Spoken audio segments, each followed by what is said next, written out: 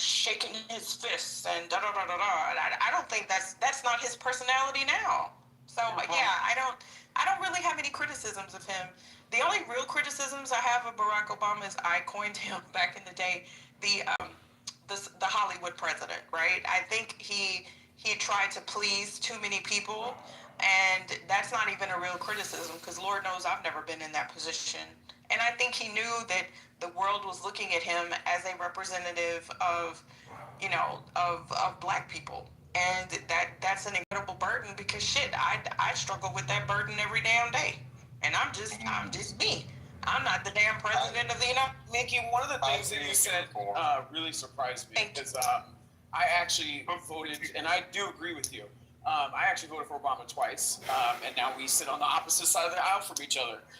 So I think it's just very fascinating. I really do. But Dr. Addison, something I was president. That was actually my first election as an 18-year-old.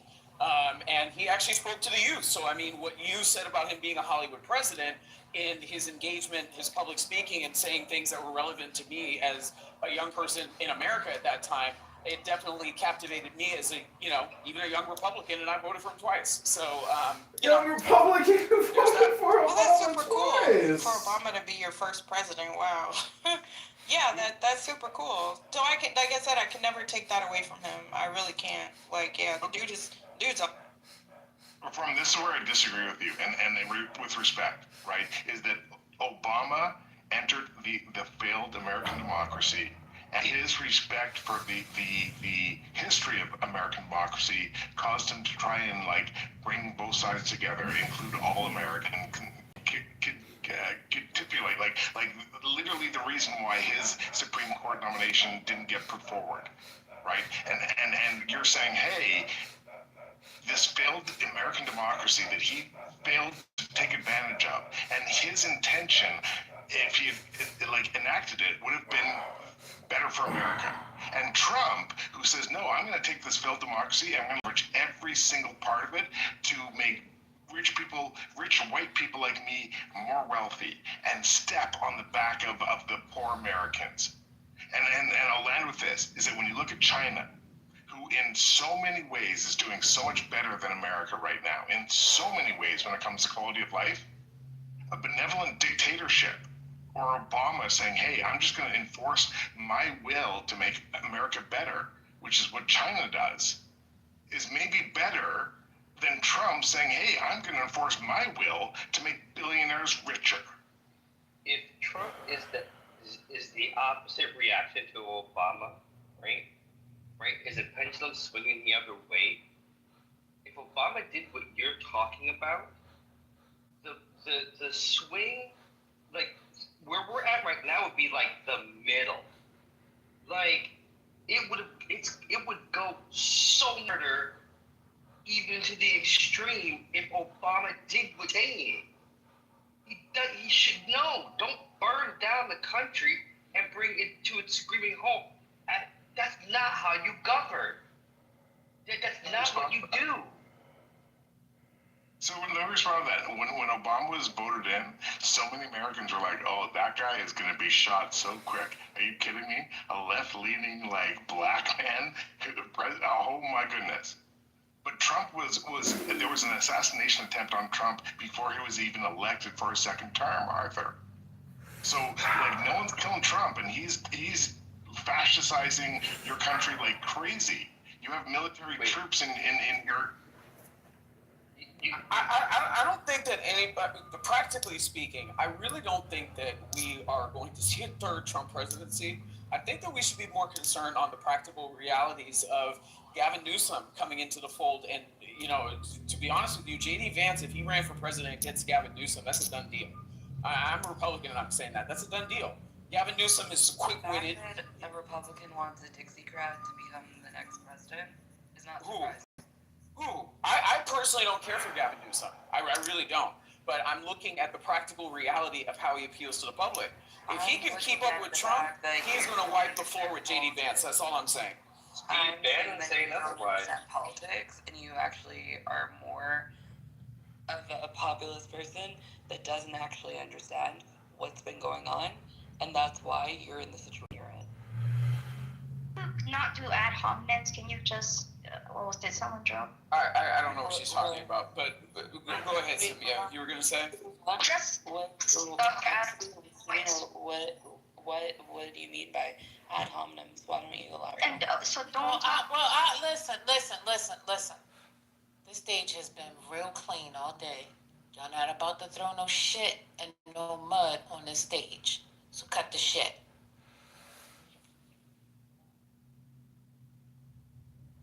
So, First Lady, what do you think about the possibility of Gavin Newsom running against J.D. Vance? Do you see the point that I'm making that I don't think that J.D. Vance can, keep up in the same type of way that Trump did in, running against somebody like Newsom? I don't see that being successful.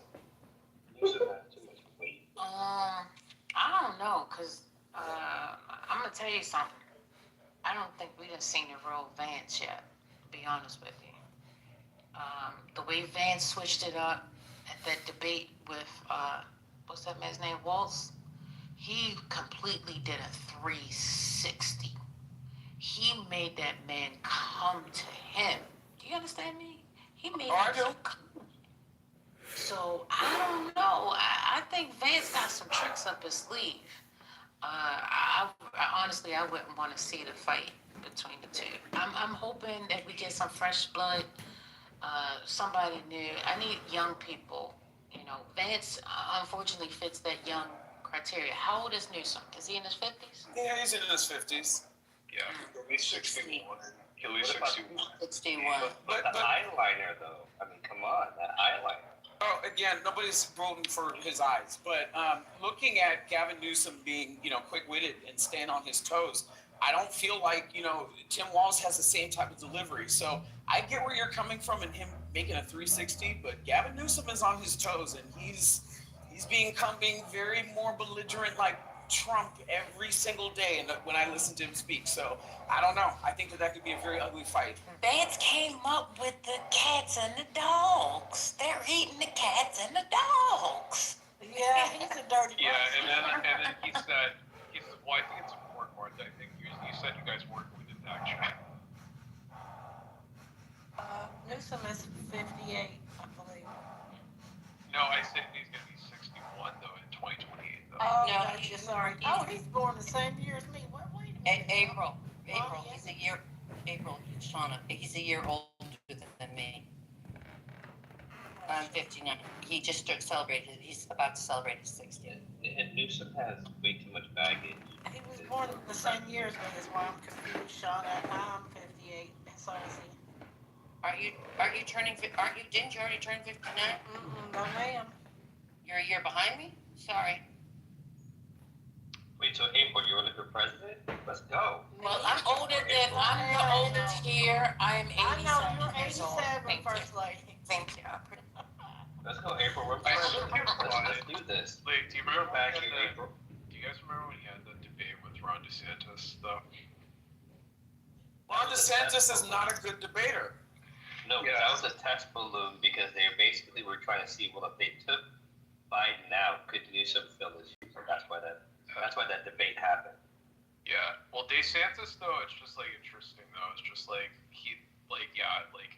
Gavin Newsom has more charisma when he's debating than DeSantis. I mean, because DeSantis, he just gets really defensive when he comes off. He just looks very insecure when he's defending. Rubio was much faster, which is why I was really shocked by that being the VP pick, to be honest with you. One thing I will give it to Trump's cabinets, I do think Marco Rubio is the sharpest guy in his cabinet.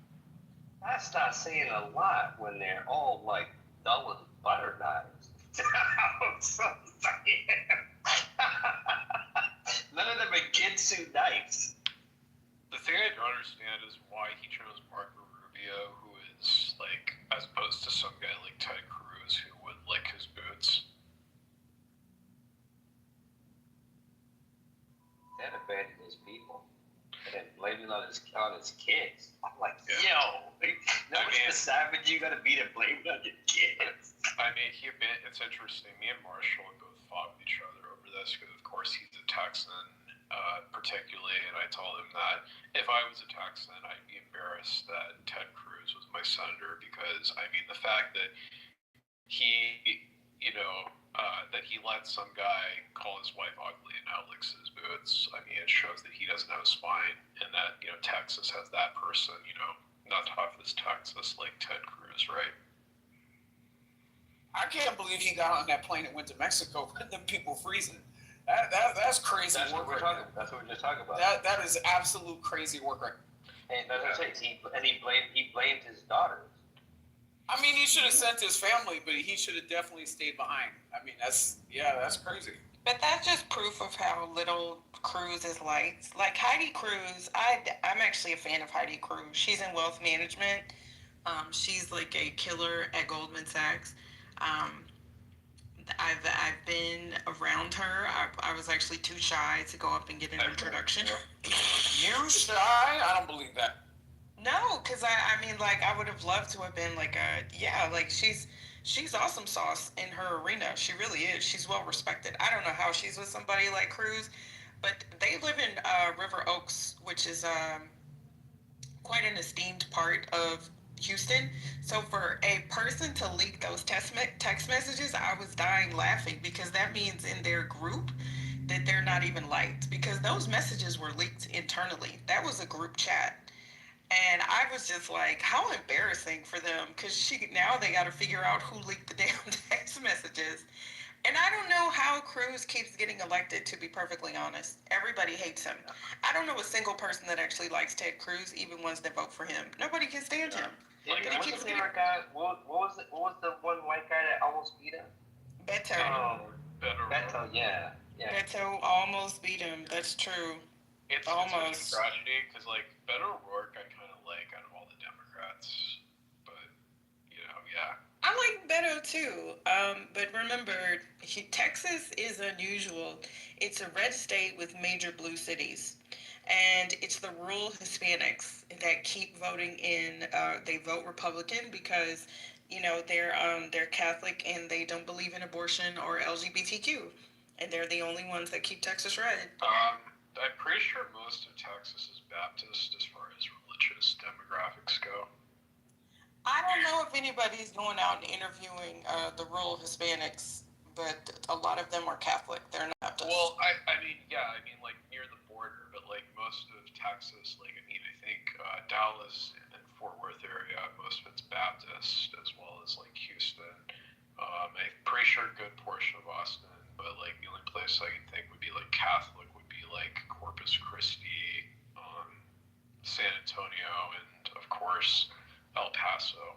But yeah, that makes sense because we've got like Southern SMU. They're like some Our Lady of the Lake in San Antonio. Wait, is that a Catholic university? But there's a bunch of like Baptist universities. Baptist churches, Baptist schools. So yeah, I would agree. Some of the largest churches in Houston are actually Baptist churches. Like, I just say that because, like, I mean, Texas is considered to be a part of the Bible Belt, and the Bible Belt is largely Protestant, particularly Baptist. So Y'all got a bunch of leftover Klansmen in Texas too. I remember the part of Texas, Miki, going from in between Houston and Louisiana. Like some of them, I was very pleasantly surprised to speak to people at the gas station and other black people out there where they were telling me like certain exits not to get off on because what's that? They not playing. Sundown towns, keep going, keep moving. You don't go there. Yeah, they basically told me don't stop until you get to Louisiana, and even then, just be very careful. No, that's true. Beaumont is pretty diverse, but yeah, the Vidor. Like, I actually have a true story about Vidor because we would go to Louisiana all the time. We're from Louisiana, and we usually go in like caravans if we take multiple cars. Well, my son was like 2 or 3 at the time, and he had to go tinkle. So my mom was like, "Don't do it, don't do it!" But I pulled off. Y'all, I swear to God, it was palpable. Like, immediately, we went into this gas station. First of all, they were just all staring at us Like, all of these redneck people were staring at us, and I was like, what the fuck? Like, you could sense it. And I was gonna get him some chips or something, and then I was just like, you know what? Let's just get the fuck out of here. And my mom was like very upset with me. They circled back because she was like, oh my God, you know better. And my sister was like in conniptions, and I was like, damn, I didn't think it was that bad.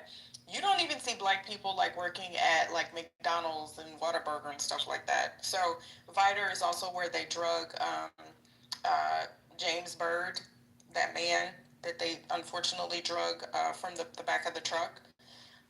So yeah, do not. We make sure that we fill up. Dragged. We make sure that we fill up. You do not stop in those areas. You keep going. They're absolutely sundown towns. Some of the back roads people don't understand. You even see the signs, like when you're driving through, you basically see the signs that say no niggers. Like, I'm not kidding. Yeah, that's what like, they told me. And they also have them on the freeway saying don't get off the freeway if you're. Oh no, yeah, they tell you. They're pretty, and we're like, okay, what does cool. it say? Thank what, you. What does it say? No niggers. Yeah. No, like you'll see because there's one, I can't remember. I don't know, Wyattsville, is that up there? Wyattsville or something? These are like the little tiny towns, right? Like if you take the back roads off the freeway, because there's one, let me see, where was I?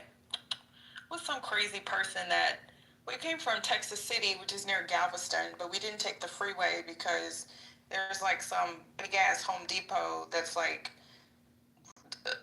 anyway, or some, I don't know what we were doing that weekend, but I'd never been back there in those back roads, right? And I was like, what the fuck did that just say? And he started laughing. He's like, oh yeah, you never been over here? I was like, no. He's like, well, good. You don't need to. But yeah, they make it very clear. It was like a bar, and it literally had a sign that was tacked up, and it said no niggers. They let you know. Yeah, so you don't go there. I'm like, appreciate you. Yep, don't go there. That's when they say don't go there, they mean don't take your black ass over there. Yeah, they make that very clear. This is not for you. So I'm like, cool. Understood. Yeah, it's interesting. I remember like last year around like this time, I went to down to Satilla Shores, where around the area where Ahmed Arbery was shot. In Georgia? Yes. Yeah, I mean, my school is literally like less than 2 hours away from there. So. Oh yeah, thank you, Ramona. James Byrd was killed in Jasper. I was thinking of something else that happened at Viter. My bad. Miki, what's been your experience in the Panhandle? You know, I've never been to the Panhandle. I have sorority sister.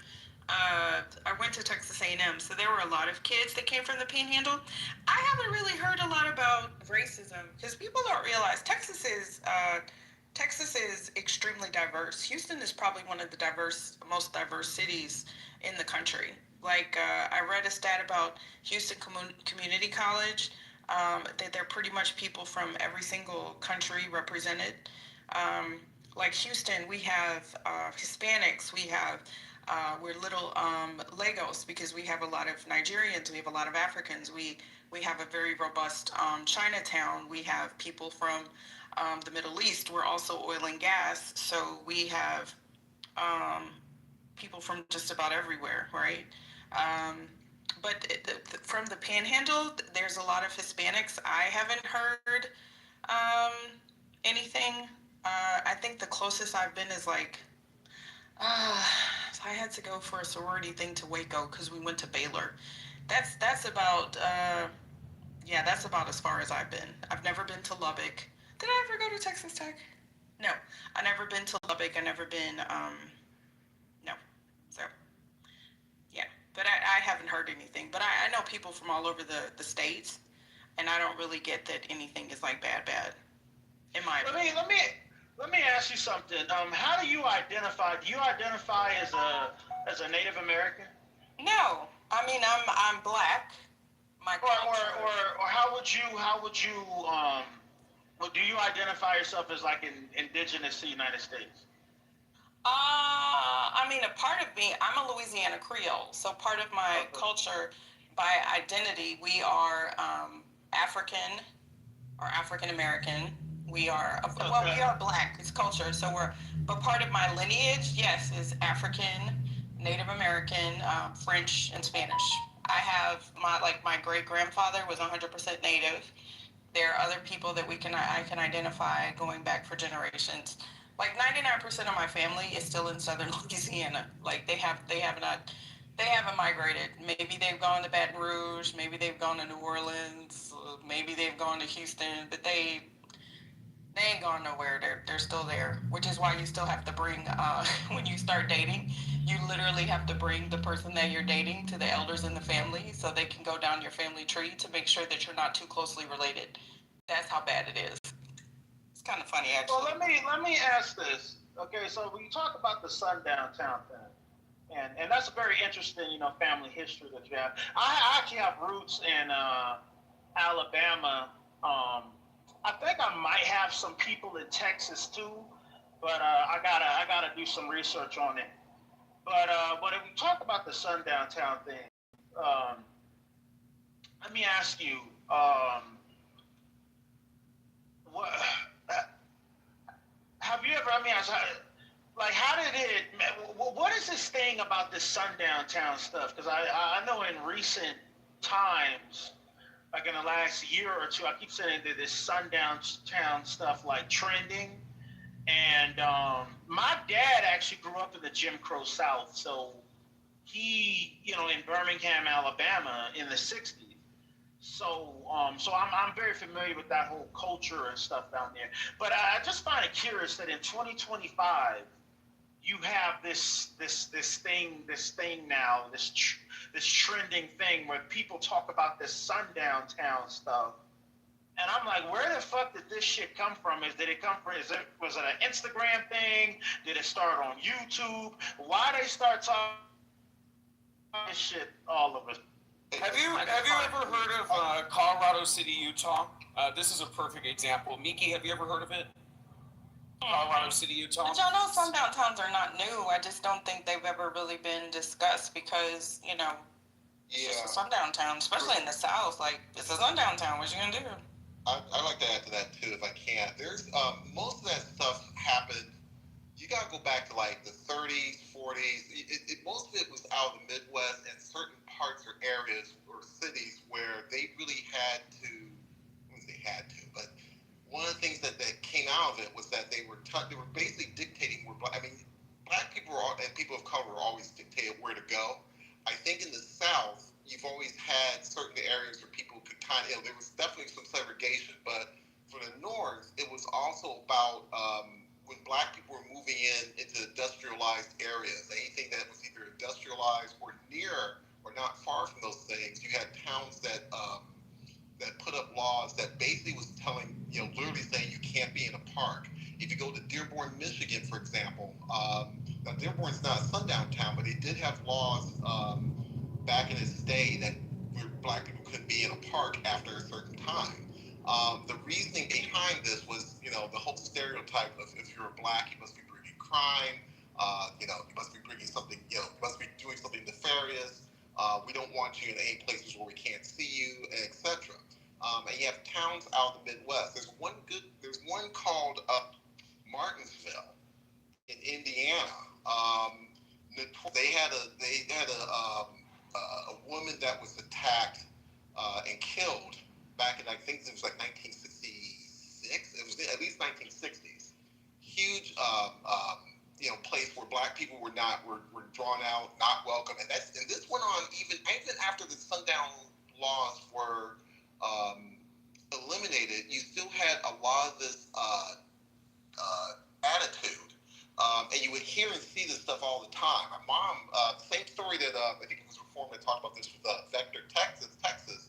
My mom had a story where we had to, where she got followed back in the 80s by a truck.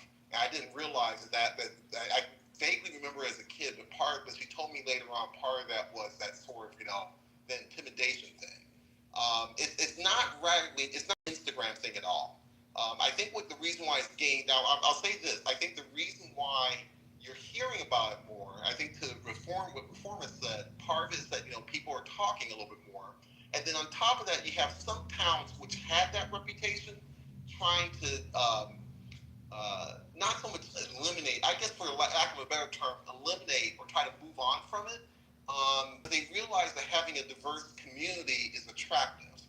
Martinsville for years has really tried to push being someplace to go when for years, if you were black and in Indiana, whether you're in Gary, Fort Wayne, or Indianapolis, you don't go through Martinsville at all.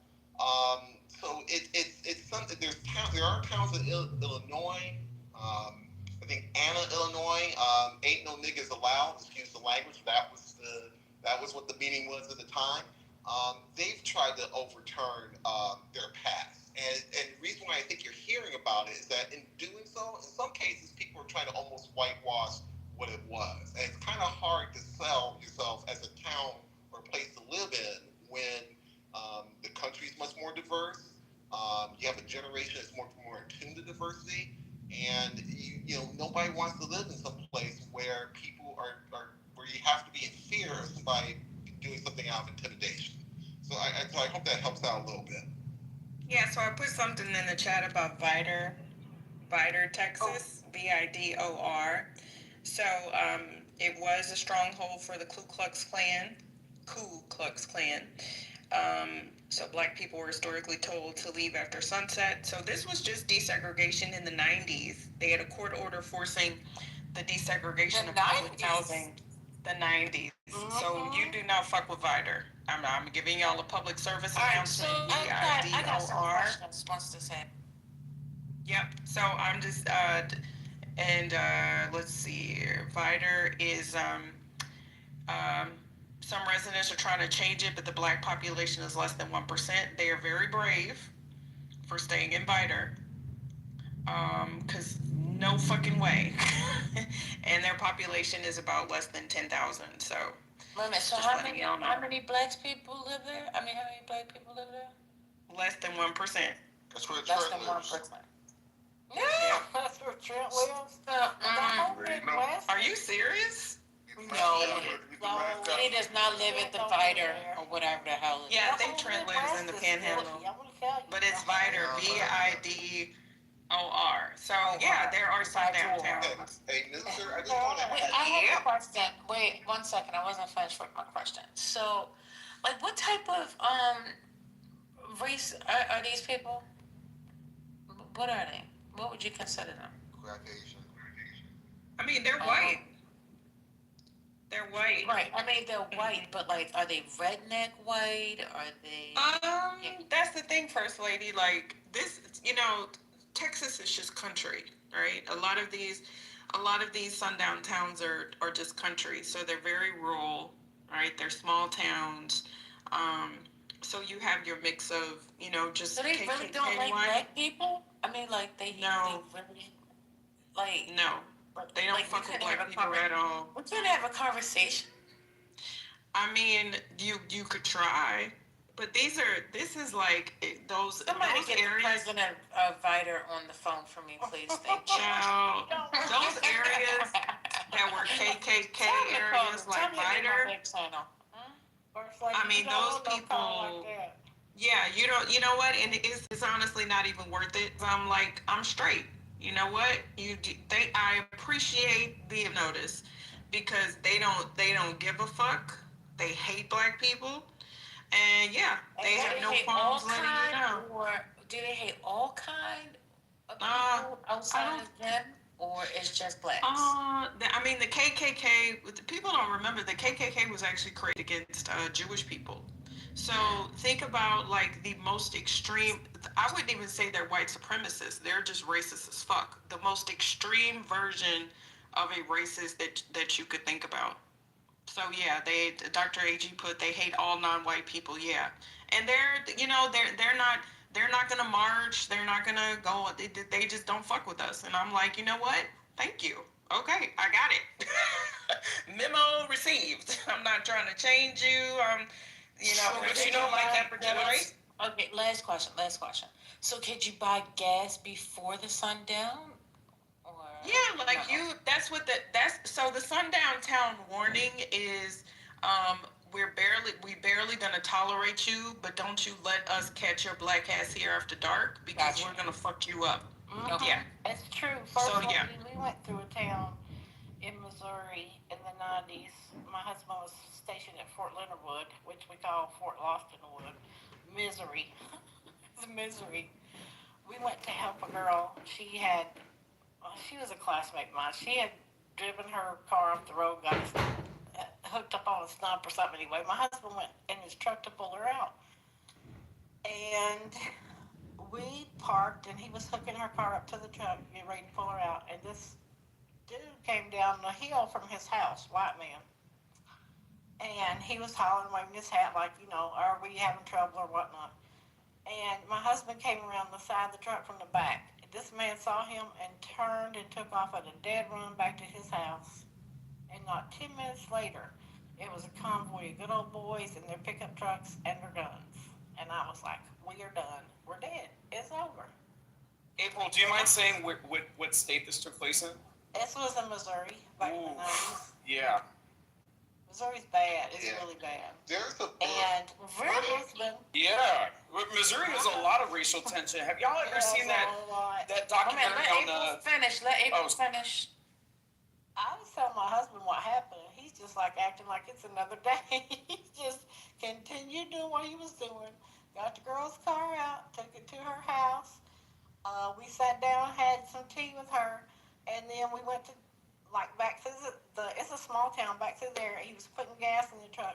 They are circling, honey. They following us everywhere. And I'm like, we fixing to die today. We're going to die today. And he's like, would you stop? He said, I've been black all my life, and I'll be continuing to be black. I ain't worried about these people. I'm like, it's truckloads. He's like, I can see what it is.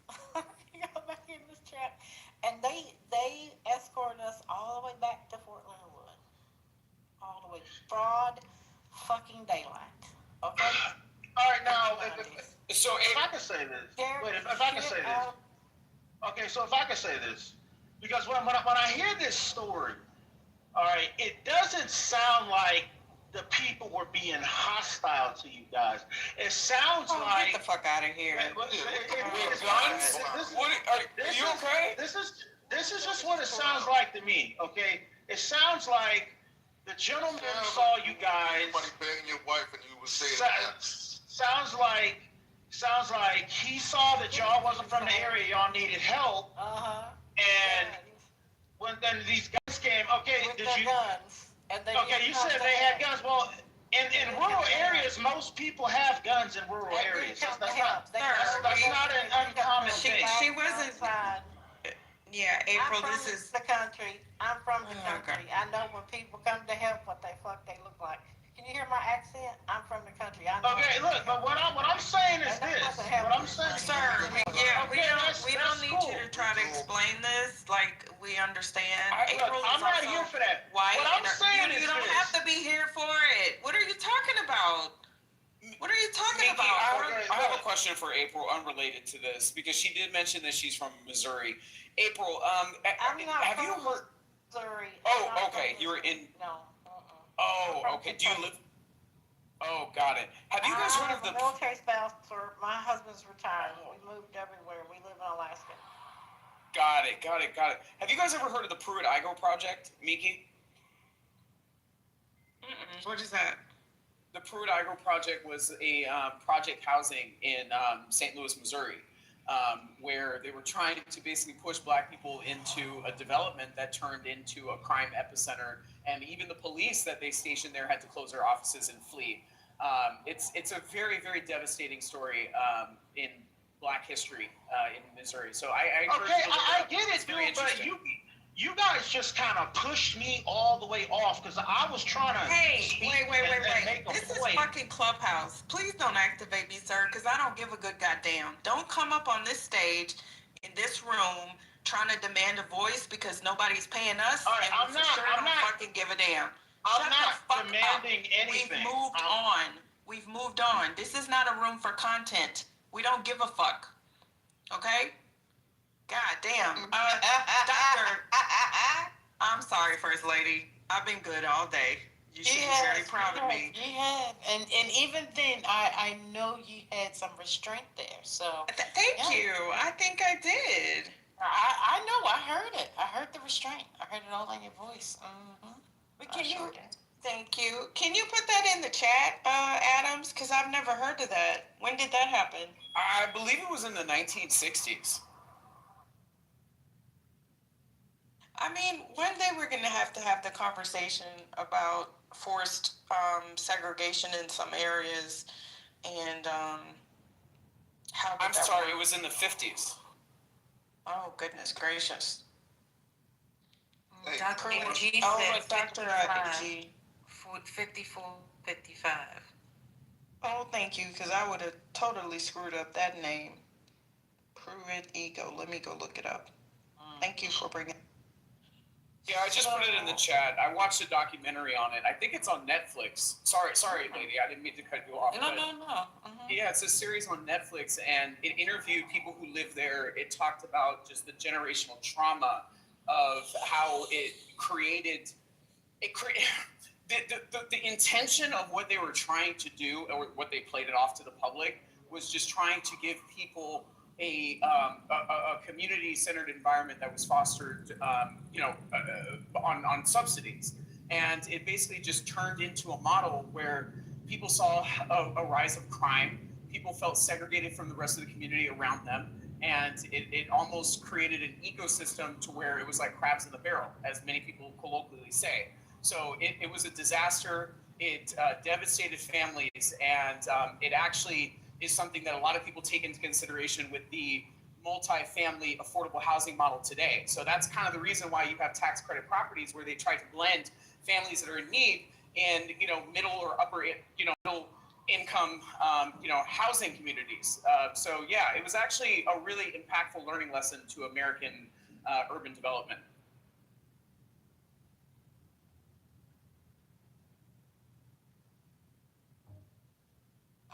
No black person, Mr. Klein, revels in other people's experiences like fucking weirdo. I am a black woman in Texas who was in corporate America for 30 years, and I am a black mother of 3 over 6 feet tall black young men. The fuck do you think have I experienced racism? Are you serious?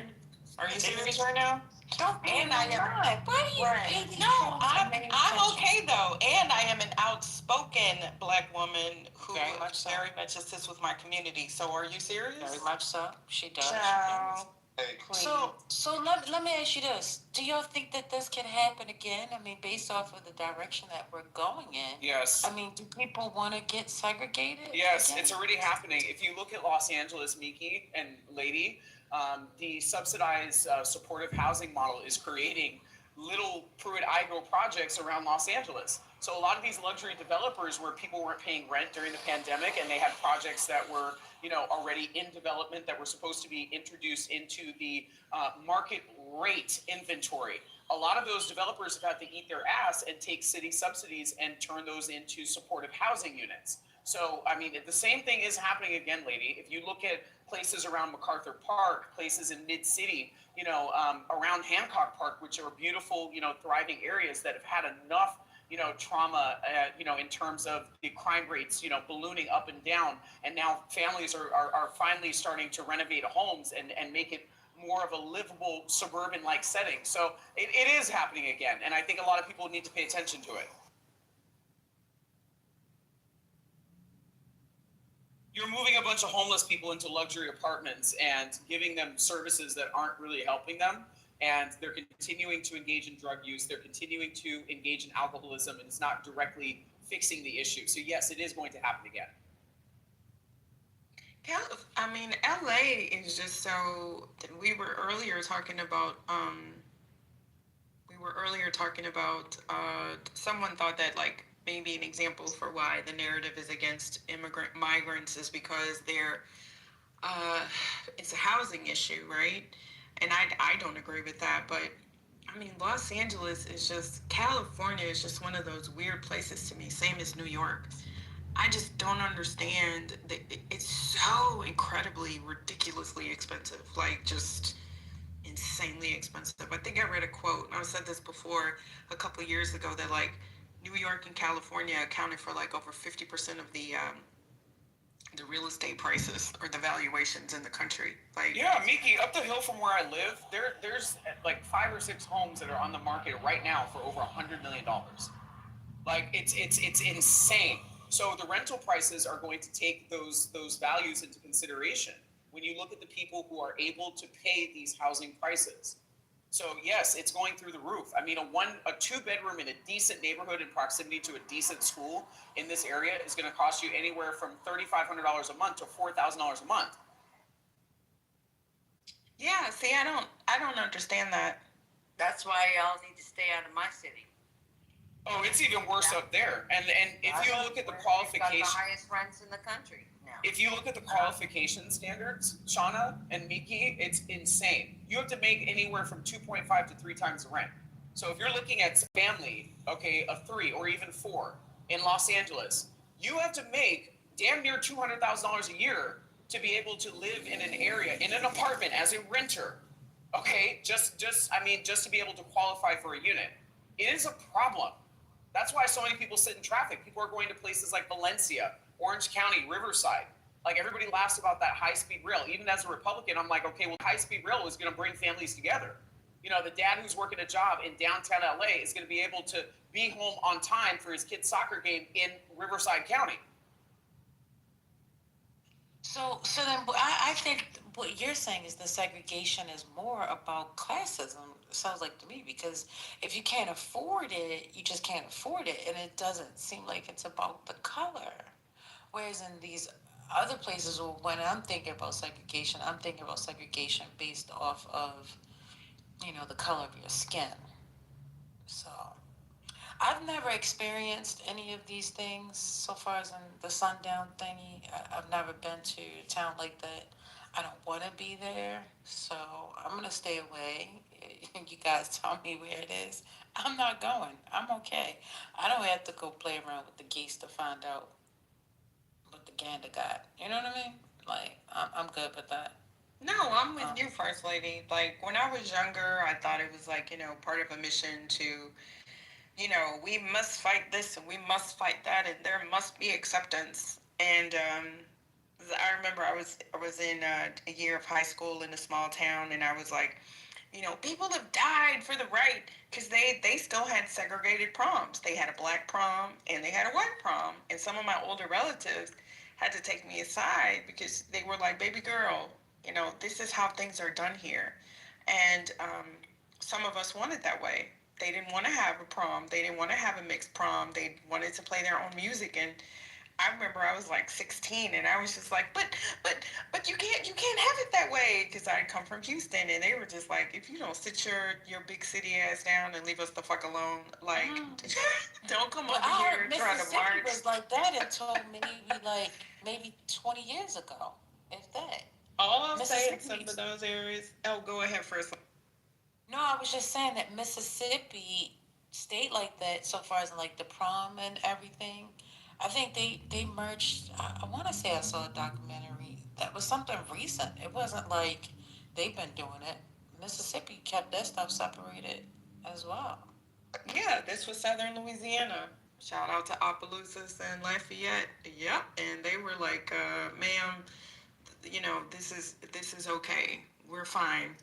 We're fine here. There are black churches and there are white churches. There's the black Catholic church and the white Catholic church. There was the black private school and the white private school, and that's why I couldn't really. I hated it when I was a teenager, because I was like, it's like living. It's like it's the 1960s.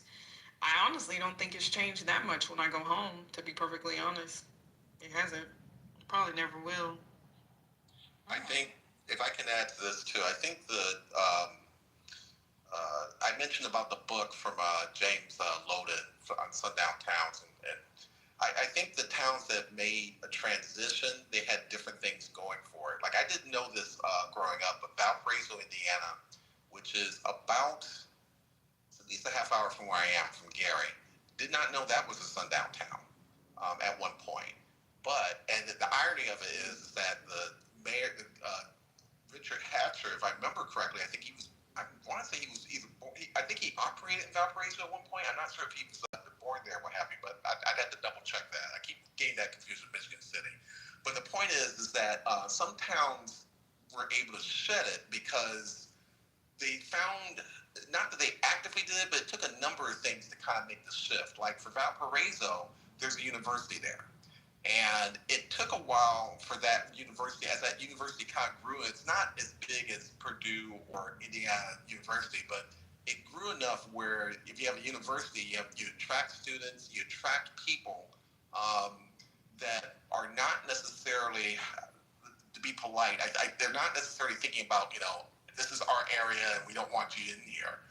They're a little bit more open to it. Whereas with Martinsville, the one murder that happened in '68, they had a reputation for a long time. Even when Indiana had, and they still do this every year. There's a basketball championship. There was a brouhaha about 30 years ago where this high school from Martinsville had to be banned for like a few years. What's a brouhaha?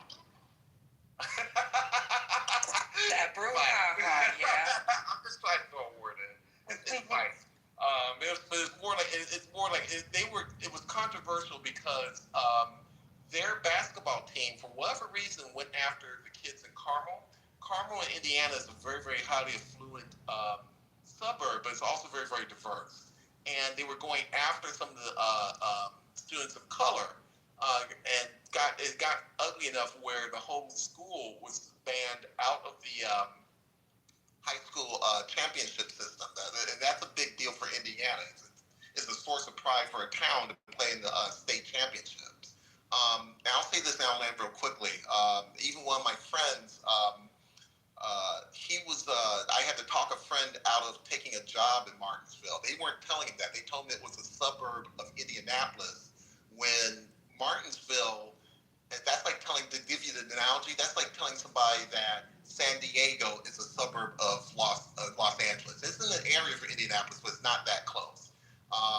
The recruiter thought that because my friend went to a black school, he thought it would be okay for that person to be there. And I told him, I said, no, don't do that. This is in the 90s. I said, don't do that. So I say all this to say some towns still have the reputation because they've continued it. Others have been able to transition. But you still, I think as a person of color, as we said before, you still watch your step because there are places that that they should not be trying to intimidate or approach you at all. And some places have not reformed as much as they should have. So I hope that's a little bit. So the states are in favor of these actions in these towns called sundown? I don't think they are. I think what's happening in the last, I would say in the last 20 to 30 years in particular, they're trying to shed the image a lot more because they realize that's keeping that first of all, the towns that are doing that, it keeps them limited. Nobody's going to live in some place where you have to worry about being assaulted. And most towns now realize that as the country is getting much more diverse, there is an economic, I don't want to say a carrot for lack of a term, but there's sort of an economic incentive for them to be to shed that as much as possible. There's some towns in Indiana, Illinois, and there's probably other places in here, but those two states in particular, and I think Ohio, there's some towns that really have started to kind of push that, hey, come here, we're affordable, we welcome people, we're trying to, and there's some towns, Martinsville itself has tried to shed that image. And so I think there's a little bit of an incentive. It's just not, sometimes it's not the right incentive to kind of change.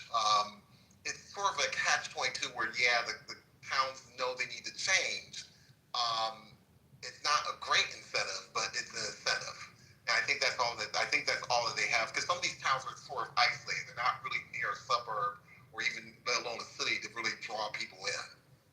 And I think most towns are trying to figure out that if they don't do anything, they will die just being known being as a sundown town. So it's kind of it's popular kind of I'm not sure if I'm saying this correctly, but I think there's some places that are realizing it. It's just some places that realized it better had other things in place to help to develop and help move past it. Well, somebody said that it's in California as well. And Dr. There's Jim some in New Hayes York, says too. that already. Really? Stop. I live in North Carolina right now in Charlotte, and there's a lot in North Carolina, South Carolina.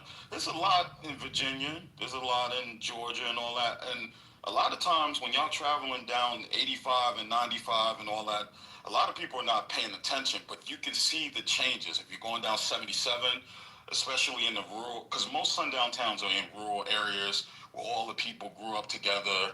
And so there's a limited amount of black people or no black people.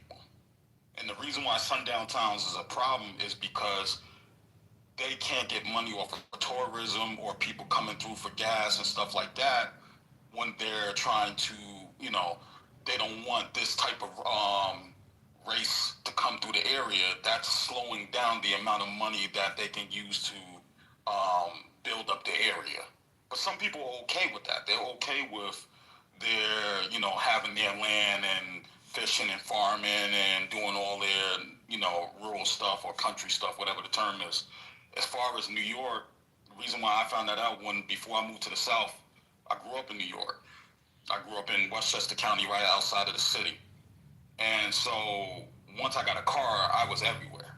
And so I used to go to upstate New York, past Albany and all that. And what people don't tell you is the closer you get to the Canadian border, that's where all the sundown towns are. Because even those towns up there, a lot of them don't even have a local police station. They are policed by the state troopers of New York.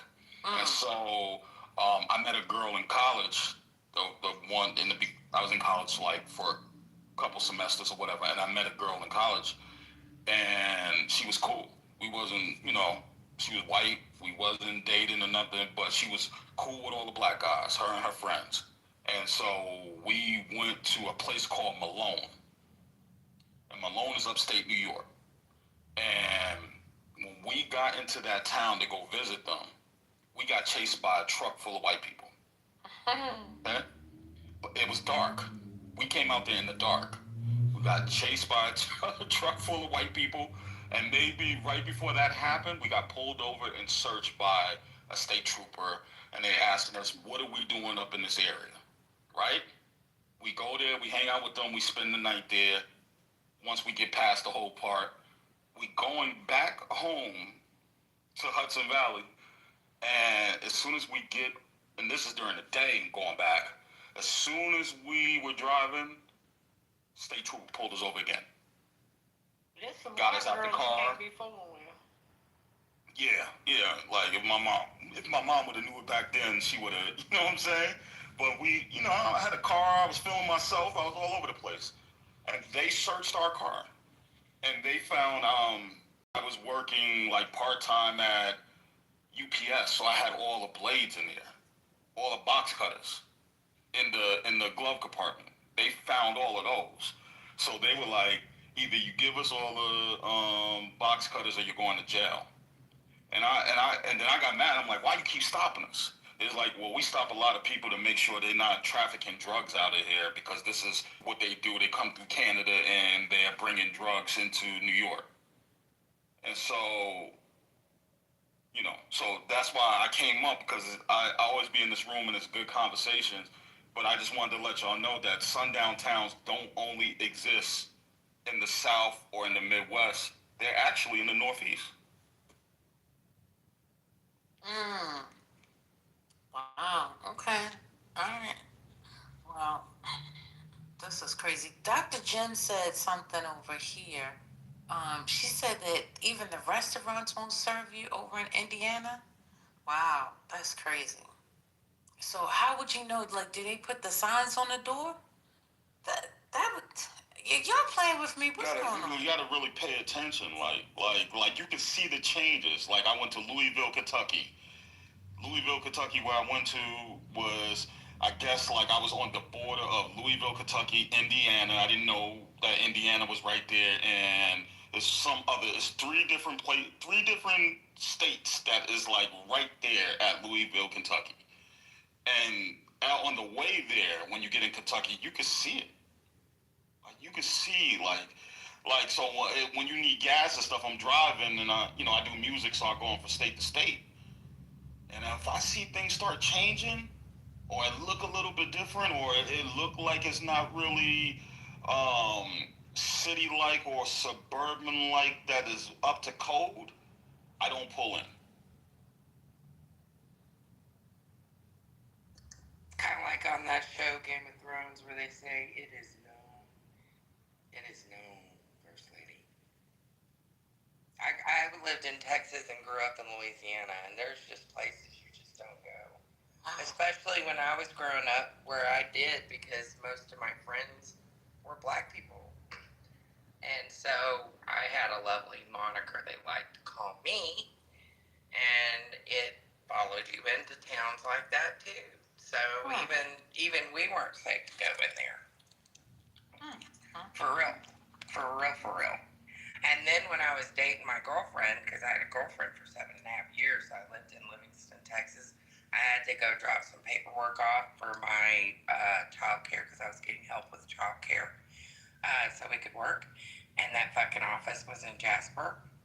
And so my girlfriend and I got in the car and I said, okay, here's the plan. We're going to pull up. You're going to stay in the car and keep it running. And I'm going to run in, take the paperwork in, and run out, and we can get the fuck out of here. She's like, okay. So before we even got to Jasper, we filled up the car, no freaking line. We pulled up at that office. I ran in. The minute that lady took my name and asked me what I needed and took that paper, I said, is that all you need? She said, yes. And my ass was out of there, and we went right back down the road. Because they don't like gays there. They don't like nobody that's not white. They don't play. What city was that? What city? They don't like gays and anybody that's not white. Right, what city? Jasper. Jasper. Yeah. Okay. And that's just one of them. I grew up in Louisiana, and there's little pockets all over Louisiana.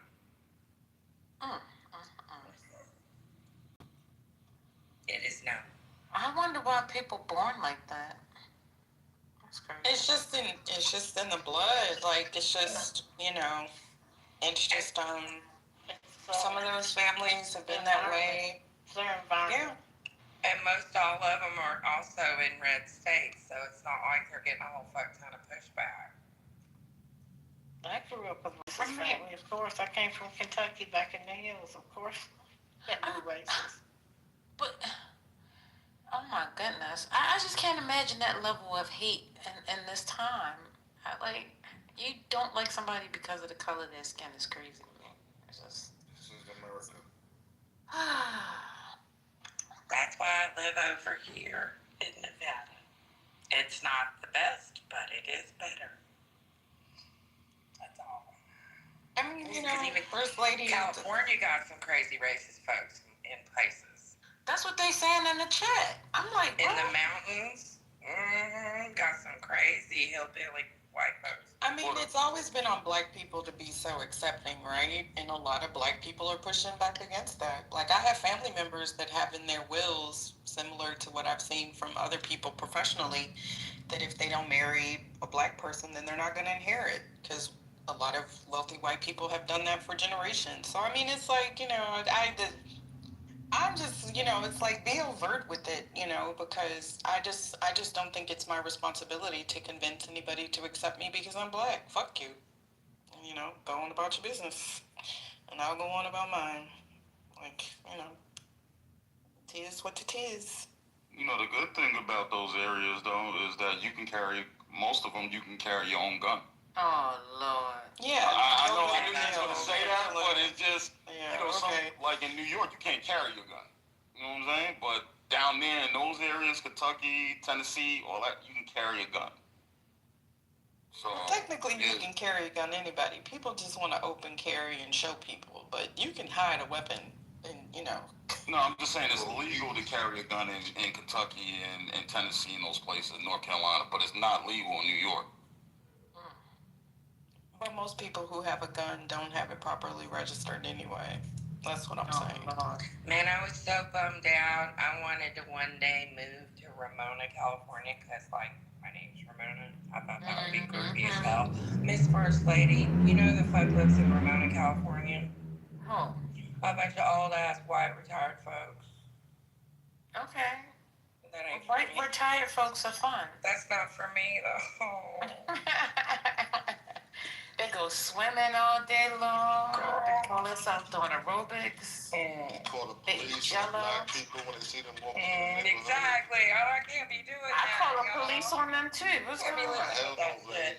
I'll be end up getting elder side charges. Sure. I play a good Karen. I don't know what you're talking about. I don't like that black guy that was in the park where they recorded and that white lady was literally lying. You know, like saying, remember oh, hell no. See, I'm like,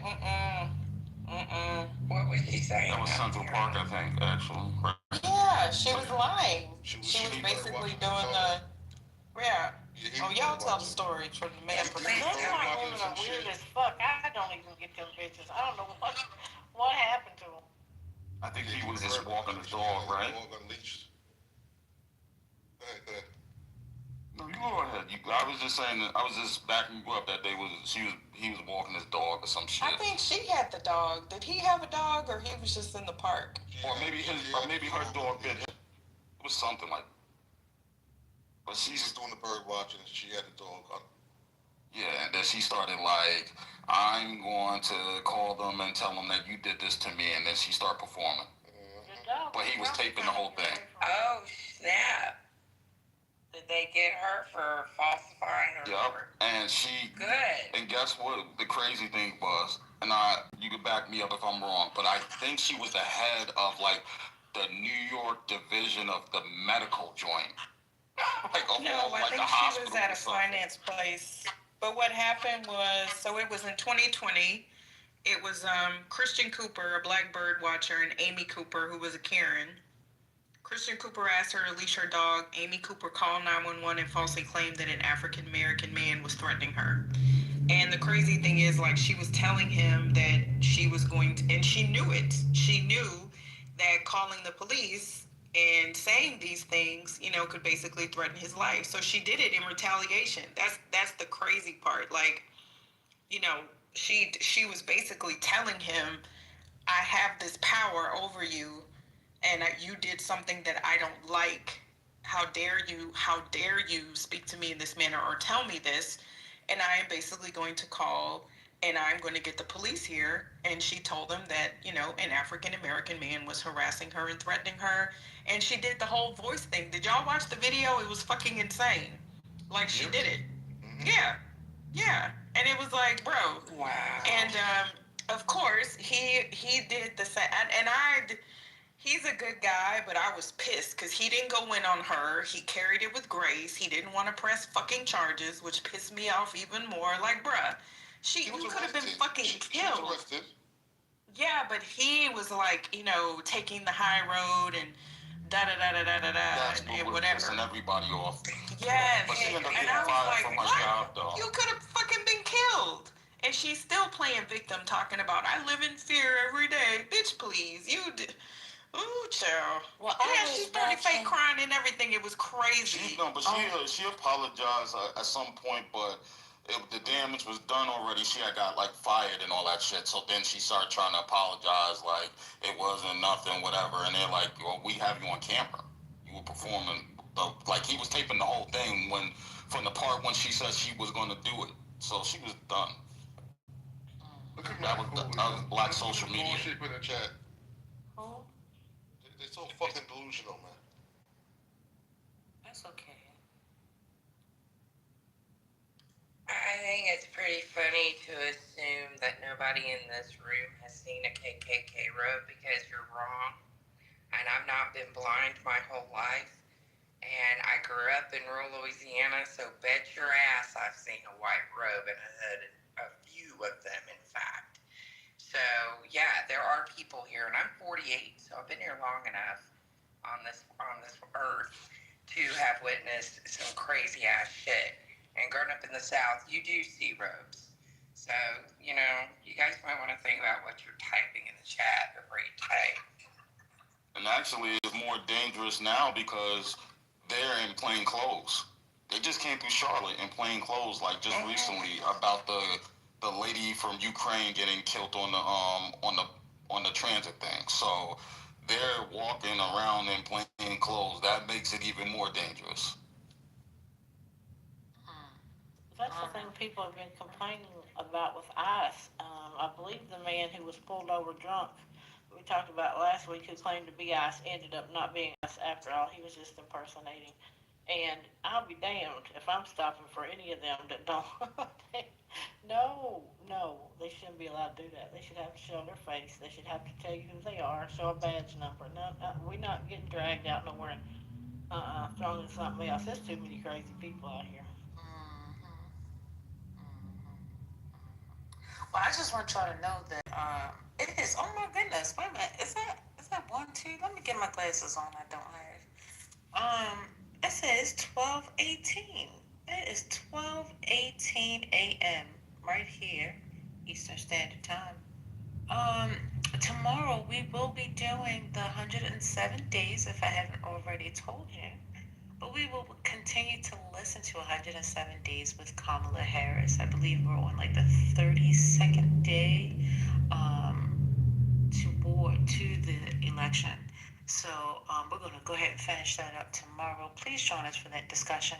We will be streaming and here on Clubhouse as well as on Chatter. So it should be a lot of fun, being the fact that that is our last chapter or last session on this particular book. But we want to also continue this. We want to continue the series of listening to books, audio books, that is. Something of substance, no smut, thank you. So we're going to have a conversation.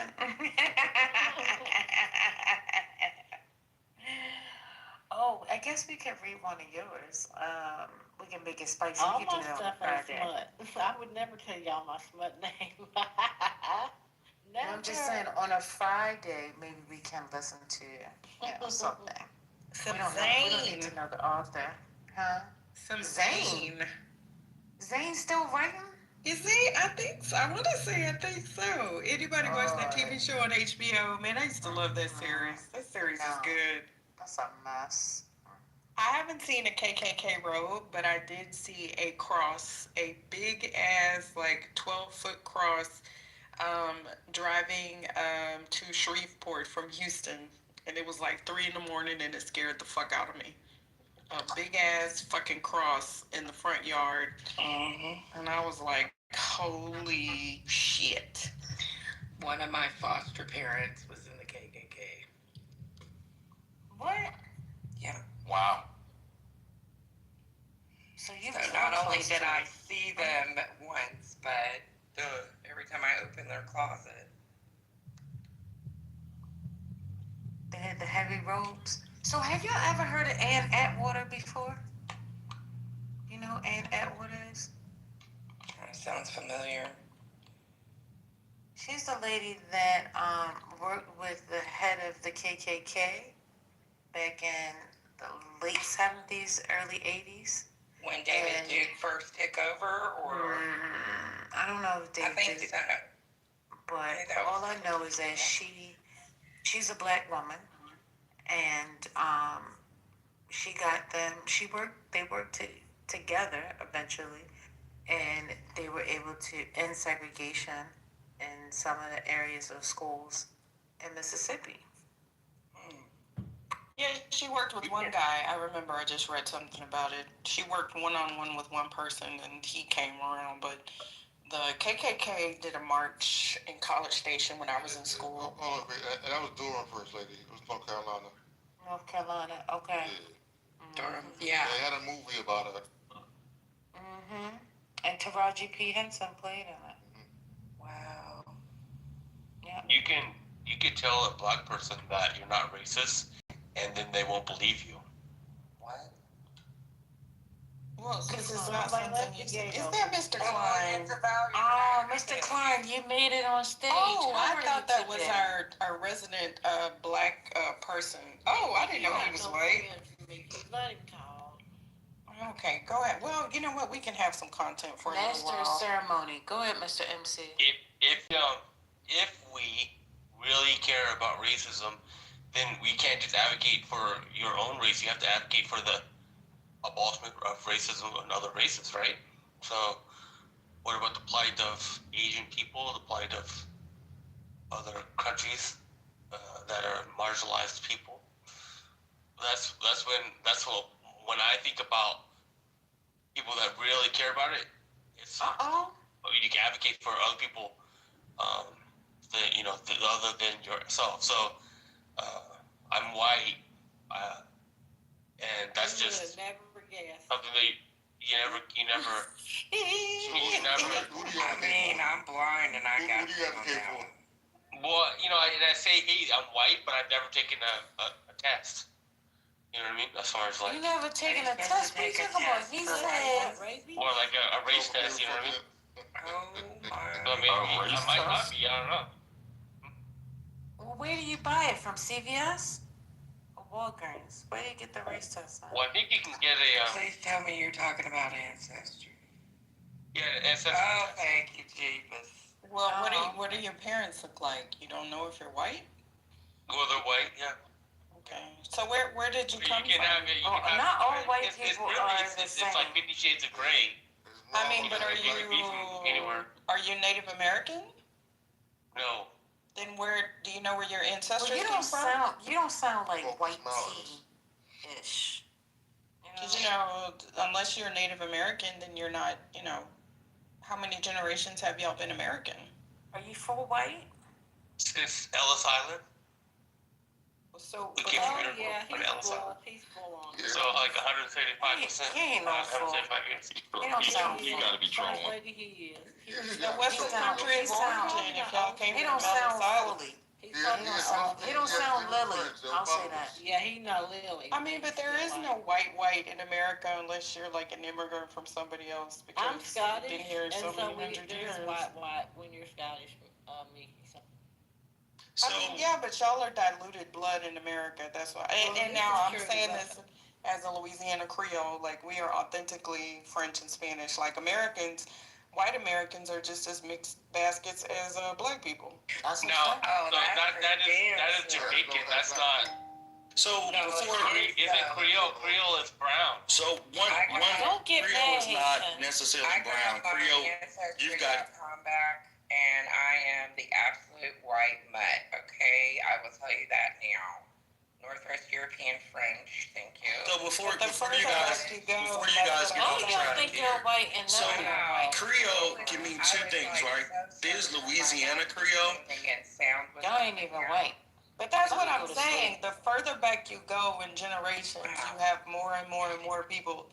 It's just like people saying, out of 400 ancestors, one of them was from Scotland. Like, what the fuck? Right. And no, you can't really claim that. So no, I'm gonna be in my arrogant culture back here. So Mr. Klein is gone. Well, mine is 42% Scottish. I thought we were gonna have some fun. Liver.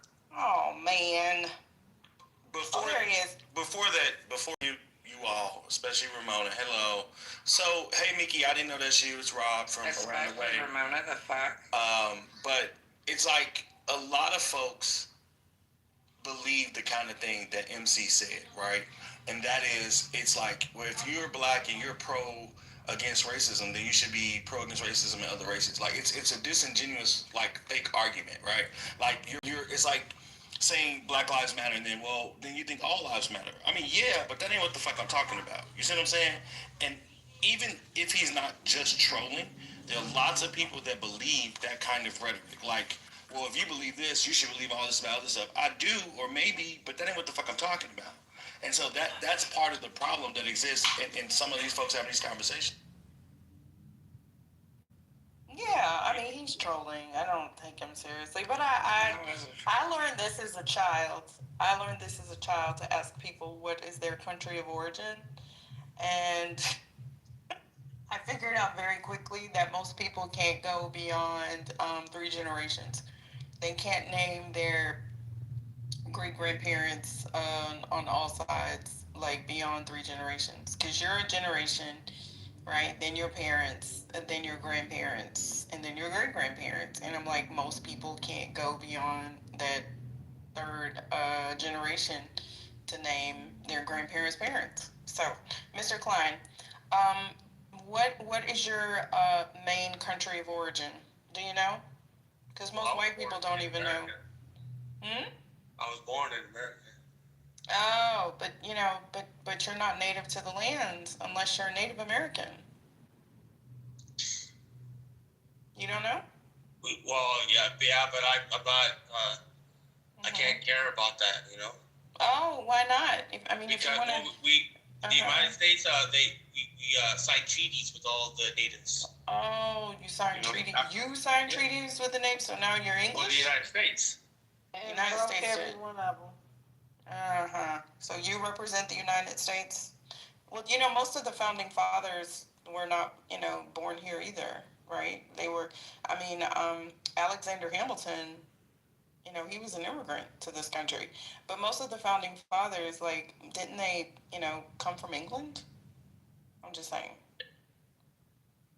Yes, but Mayflower. The Mayflower, the Puritans, like, yeah. Right. You didn't know that? Christopher Columbus, in 1492, Christopher Columbus sailed the ocean blue. Like, you didn't know that? Yeah, and the Louisiana Purchase. Right. Yeah. But we bought that from the French. Right. Where'd you come from? That's what I'm asking. How are you going to embrace other cultures when you don't even embrace your own? That's what I want to know. Well, my culture is America. But where'd you come from before America? America is one of the youngest countries to exist. Well, I came from America, you know. Oh. And then we came, and then we flew Ellis Island. We came from Europe. Just Europe? All of Europe? The whole continent? Europe? Really? Yeah, we immigrated from Europe. Yep. And I don't even know. I was a lot of people taught. I was taught we all bleed blood, and we need to be polite to each other. We all bleed blood. Well, when did you learn that? Yeah. Oh, since when you day one. Yourself? Well, there is no race. We all bleed blood. We're all humans. Gotta be good. So, a lot of people. We all bleed blood. Okay. A lot of people want you to think you're a victim, but you're not a victim. You're a human. You're an American citizen, and we have every opportunity that everybody else has, and we have to really think that way. You can't.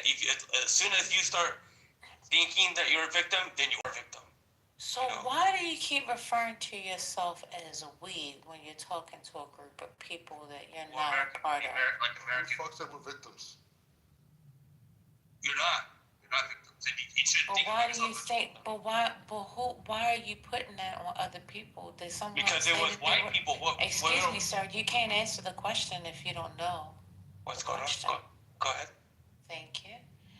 I'm asking, when did you hear someone in this space claim that they were a victim? Well, we're talking about going to sundown towns. Okay. And the plight. So that does that mean that they don't exist? They're soft. They're saying that they're a soft victim of sundown towns. So but you're not a victim. You have to. Excuse me. Did anybody use that word? Nope. Okay, that's number one. Someone telling their experience and their stories makes them automatically the victim versus being victorious and saying that I'm grateful that I did not get caught up in what could have happened. You see how your mind is twisted? You're trying to make and come into a space and make people victims who haven't claimed to be victims versus being able to actually hear the victorious sound of saying, listen, I'm glad this did not happen to me, but I did go through this and I did experience it. But that's what happens when you come around people that you don't normally communicate with, and then you come with your preconceived notions and assume that this is what it is. And then when people start usually using profanity and cussing you out, then you walk around thinking that you're right. So I'm hoping that this experience tonight allows you to see a different perspective. Go ahead. Well, if I go to a horse stable and I get kicked by the horse because I'm not following logical rules and you can't spook a horse and you buy a horse, and you can't say like, well, you can't then like there into the future say like, I know everything about horses and horses are just a terrible place and you can't go to What stable. in the hell is Rubber really snakes going so on you right get bit, now? bro. Horses. So your experiences, your individual experiences, is not necessarily the entire worldview of a certain thing. So you know, like, Are we in kindergarten right now? And then instead of you receiving what I just said and sitting on it, you're here trying to argue your white privilege and trying to make me see your point. I think that's very rude of you, sir. It's not really white privilege. It is because it is you thinking that you have white privilege to come in here and bring your ideas and force them onto people. Well, we came to this country. Rude. We came to this country on a boat when there was wilderness, and then we fought off the army. Who is we? To become independent people. The American Who people. is we? Devils. Americans. He didn't come here to fight The Americans came here to America? What's going on? Are you smoking some dope? What's happening? He fought somebody, First Lady. He was born and went to play video games in the basement. He ain't fought nobody for shit. Did you hear what he said? In the first He said we the Americans came here to America. How can you be coming from some place that isn't America and then call yourself American? Yo, we were having good conversation. Don't let him derail you. You go downtown tomorrow? You're right, Ken, because guess what? I'm about to close this mic. Is that don't be a victim. No, shut up! All right, tell your mother don't be a victim. Have a good night. What'd you say? Tell me to ask DJ tomorrow before the game, whatever. Okay, send me the info. Alright. Okay. I'm sorry, I just... Yeah, y'all have great rooms. Like, don't let these people come in and derail if they don't got the mental intelligence to to have a conversation with you. Thanks. Yeah, so in my res voice, I'm gonna mute. Somebody cash at me 50, thank you. Appreciate that. As soon as the shutdown is over, First Lady, I'm cash app.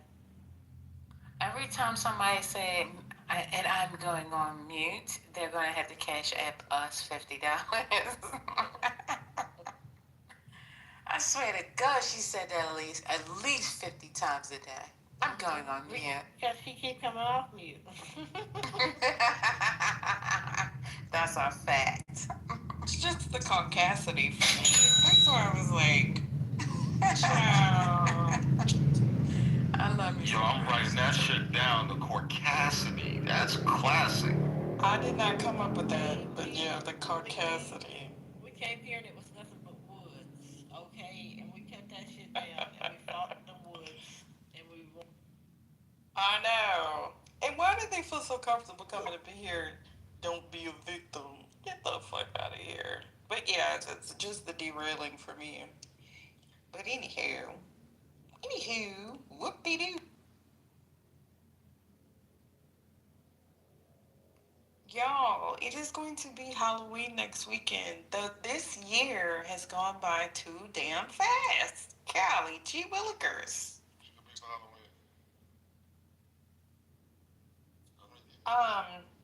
So my oldest son gets dressed for Oh my God, that was amazing. Oh, shut up, Chet. You didn't come over here to get us. Get out of here. I went to a funeral.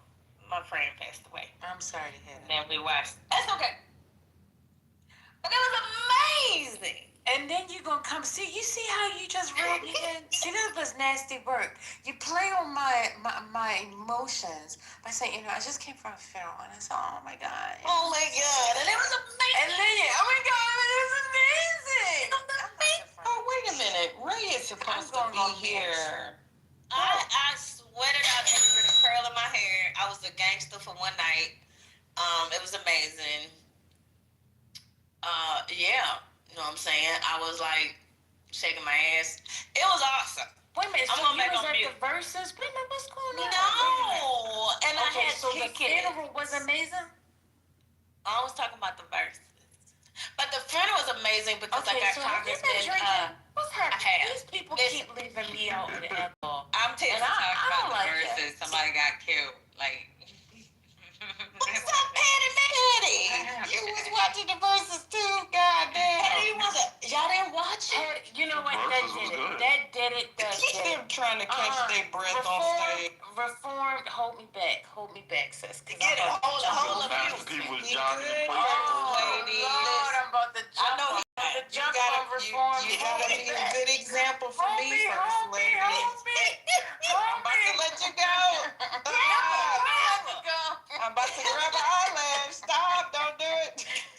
Your hair too pretty. Not You an know. Take my eyelash off. And this. Oh, she And about to this, get let me y'all hold some down. boobs, because I don't got none. sh- God bless you. I said that off the mic. Your hair look too good. You know, it's just gotta. All right, we good. We back. Get it Somebody together. said Master P got in 10,000 steps tonight. Yeah, He was jogging from the time he hit the stage. He wouldn't stop jogging. Then they had to take him to the back. Somebody said he wore out his Apple Watch for the day, and I was dying. You met your goal. He got one of them messages. He got one of them. Listen, we still lost at what Silk the Shocker talk about. Everybody was confused, but everybody was running in place. It was awesome. It was That was awesome, but perfect. it let you know that even though Silk the Shocker had hits, that motherfucker cannot rap for shit. He Oh my can't. God. That nigga must have been the worst rapper in history that we liked. He gotta be. He had the mic in front of his mouth. And he was jumping, and I was like, this remind me of when I used to follow them around. I wanted to see their faces, Because I followed them around.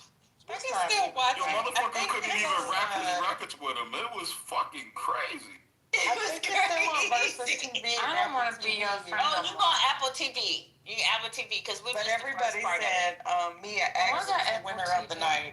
She was the freaking held it winner down. of Yeah. the night. And she let these female rappers know y'all ain't shit. It was amazing. Clothes. Yes, she did. I heard she did. Yeah, it took me back to my thug days. It was amazing. Snoop did his thing too, no mic. And Yep. then Snoop came out. Yeah. and then Juvenile really showed that he really is a true star. Like he really was. He's Cash the Money. MVP of the night for me. I Because like Cash Juvie. Money couldn't do much without Juvie. And Juvenile came to Korea, Patty. Yeah, they I got him to come to Korea. Oh, girl, and I did a whole crab boil for him. Yeah, they got. And I was crying from the PX, food, but dog. still, from the commissary, but still, I did a whole crab boil. Now, did y'all see Tamar's messy ass wiping the sweat off of baby's head? Talking She about was I grabbing the mic, represent too. my sister. Don't sit your thirsty ass down. Messy Yo, ass. she grabbed the mic like 3 times out of his hand. Why the Well, I mean, her ass is messy as hell. Come on now, girl. You do not need to wipe the sweat off of that man's head just because he married to your sister. No, ma'am. Absolutely not. I hope Tony cuss her ass out real good. But he needed intervention, man. I've been watching this She show. keep talking about she divorcing him and getting back together. Real quick, Patty, can you place the politically correct link at the top, please? Some people been in the back channel asking for that. Okay. It looks like 31% wins or 33% wins the vote. Only if the Republicans pass the subsidy bill. Okay? So Republicans, talk to your people. Get these subsidies together. I appreciate you. I'm sorry, Mr. Ken, you were saying something? I was just saying that Baby looks sick, man. Like, he looked like he's on heavy drugs. And I've been watching him doing a lot of tours and stuff and, like, stopping in the middle of the tour. And, you know, he needs some help. But how he gonna call out Turk and not call out Wayne ass? He's mad at Turk because I heard they tried to, like, they had a tour and they tried to undercut him or Turkey's give him touring. something low. Yeah, and so, I mean, I got into an argument in another room about it, and I was just saying, like, because I didn't know that. I knew that part, but didn't know that part. I was saying that, you know, a lot of those guys don't really get paid shows and opportunities and endorsements like that anymore. Because they're not really relevant like that unless they're doing tours together. So my thing was for Turk, I would have put my feelings to the side and fucking came there so I could be on television so the shit could help my brand. So I can get these paid shows without these guys. But, you know... Legally, he couldn't. It was like Wayne. That's one of the reasons why Wayne didn't show up. Oh, got you. That crowd was whack as hell. Hold on. No, Wayne is doing that. No, something's funny because Wayne is doing the after party right now. Because they're still, so even though they came to an agreement on certain songs, I ain't gonna say that. I'll just say they came to agreement on certain songs, but they haven't come to a full agreement. And so Wayne was not coming, and that's why they didn't play. They played like certain, I think they played like 2 of his verses in a song, maybe 1. Other than that, they weren't cleared. He still is not getting money from the songs that they wanted to play. So that's why they didn't play him. And they weren't willing to pay him. But I mean, those should be Cash Money songs. They shouldn't be like... but Wayne owns the songs. Wayne, if it's Wayne Records, like if it's his own records, he owns the masters to that. That was forfeited in that lawsuit that they had. He has joint. Right. But even the early music, like when Wayne was like... No, just so you know, I work his records. Who negotiated that deal? I work his records, and that's the reason why we couldn't put out anything until that was done. Years. Like, we couldn't put out Carter 5 until they gave him back his masters and all that. So you know Mel Smith? Yes. Yep. I know Mel. No, I know Malcolm Miles. I know everybody. I've been doing this for like 22 years. So we know this on purpose. So my thing is like, unless you're referring to the records that he's featured on the other Cash Money artists, I just think there's some type of thing going on behind the scenes. Because why would you not do the show? And your manager's on the stage. His manager is Fee that manages NBA Youngboy. Your manager's on the stage, but you don't do the show, but you're doing the after party at Dre's? That doesn't make sense. Wayne been a little... I saw somebody put a comment that said we really lost Wayne. I don't know. Maybe it's just me, but Wayne is giving Kanye vibes to me. I don't know. I heard that, but you know what I tend to do? Sometimes I try to go see for myself. I heard all these bad reviews about Wayne and his show. He came to Charlotte a couple weeks ago. I went to the show. They gave me tickets. And the only issue with Wayne was that he got on the stage late. He got on the stage 2 hours late. But when he hit the stage and he was doing his show, I heard he was on it. He was amazing. I'm up here looking. I thought they said we're gonna get a whole rock show. He did all the rap hits. So he played the guitar during it, but I'm just like, you know. So sometimes people are over exaggerated, or maybe they're telling the truth and just the particular show they went to was horrible. But Kendrick from my experience, I've never seen him live before. That was my first time. Kendrick put a battery in his back. Like, the problem that I had is when they attacked Kendrick for being chosen for the Super Bowl, because the Super Bowl always picks the artist that's, you know, hot right now, like outside of Rihanna, because they've probably been trying to get Rihanna forever. But I'm like, Wayne, bro, how many artists have performed in New Orleans and you never came at them like that? Right. Like, come on. I swear to God that was like the first time the Super Bowl was in New Orleans and he wasn't chosen. And then he has not calmed Nicki Minaj's ass down. So for whatever reason, now you got her attacking Beyonce, which somebody need to check in on her. It's weird because she's not really signed to the... I don't know how to explain it to you. Like, she got Wayne. She's on her own right now. That's why all that is happening. She's not with Cash Money. Yeah, like that's what I'm trying to say. Everybody thinks she's still with Cash Money, and she's really not. Well, she been ranting. Did y'all see that rant she had with Cardi B? Like, I literally watched that on Twitter, and I was like, oh, this girl done lost her fucking mind. She done lost her damn mind. And she was like, Wayne. But that's when she really started attacking Jay-Z outside of whatever happened with her and Tidal was because of the Super Bowl thing. And I was like, now, Nikki, you doing too much, child. Anyway, that's just my But opinion. here's the thing, though. You're right in your response, right? But imagine if they would have did this tonight at the Super Bowl with all the artists from No Limit and Cash Money. Nobody missing. Everybody there. And then you bring in the other Louisiana acts like my boy Cupid. I got the Cupid Shuffle. Everybody around the world knows the Cupid Shuffle. Yeah. You bring in a band that do the, what do they call that? The second line, third line? Second line. Right. You bring in a band And that they do should have that. had some Zodi code too. Shit. So they in the beginning they did, and they had Harry Connick Jr.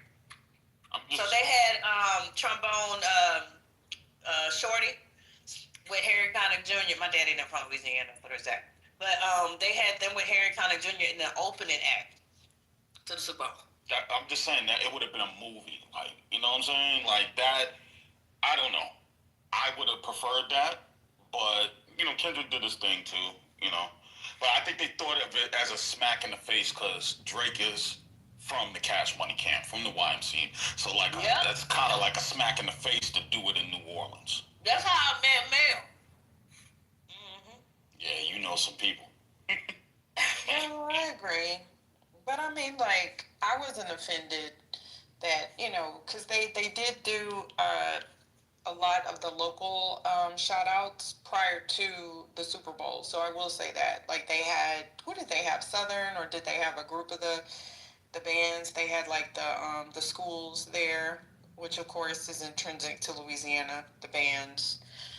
Because honestly, like, Northern Louisiana is never represented in anything. I just think they can always complain. They should have just sold, to me, they should have just showed everybody the soul of your state. Like, I wouldn't even have Boozy there doing the Wipe Me Down. I would have had Webby doing the Independent. Oh, but you know, like, that's still a lot of beef. Like, Boosie is that, but that's Northern. Yeah, you know? no, but like, I'm just saying in general, y'all got a lot of good yeah. things going on from out there. Like, you know, as far as music-wise. Yeah, that's why we were saying earlier it should have been the Dirty, Dirty South. They should have did Texas versus Louisiana. I think that would have been cooler.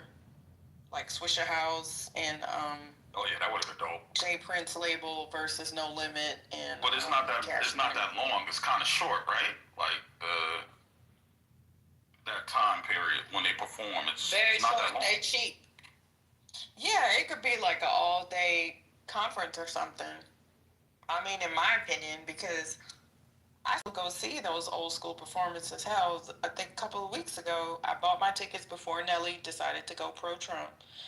But I went to see Nelly, Chingy, I can't remember who the other artist was. But Nelly did actually a really good show. And I like how everybody is doing those meet and greets, because I was going to do it for my aunt, because she's a huge Nelly super fan, but they closed it off pretty quickly.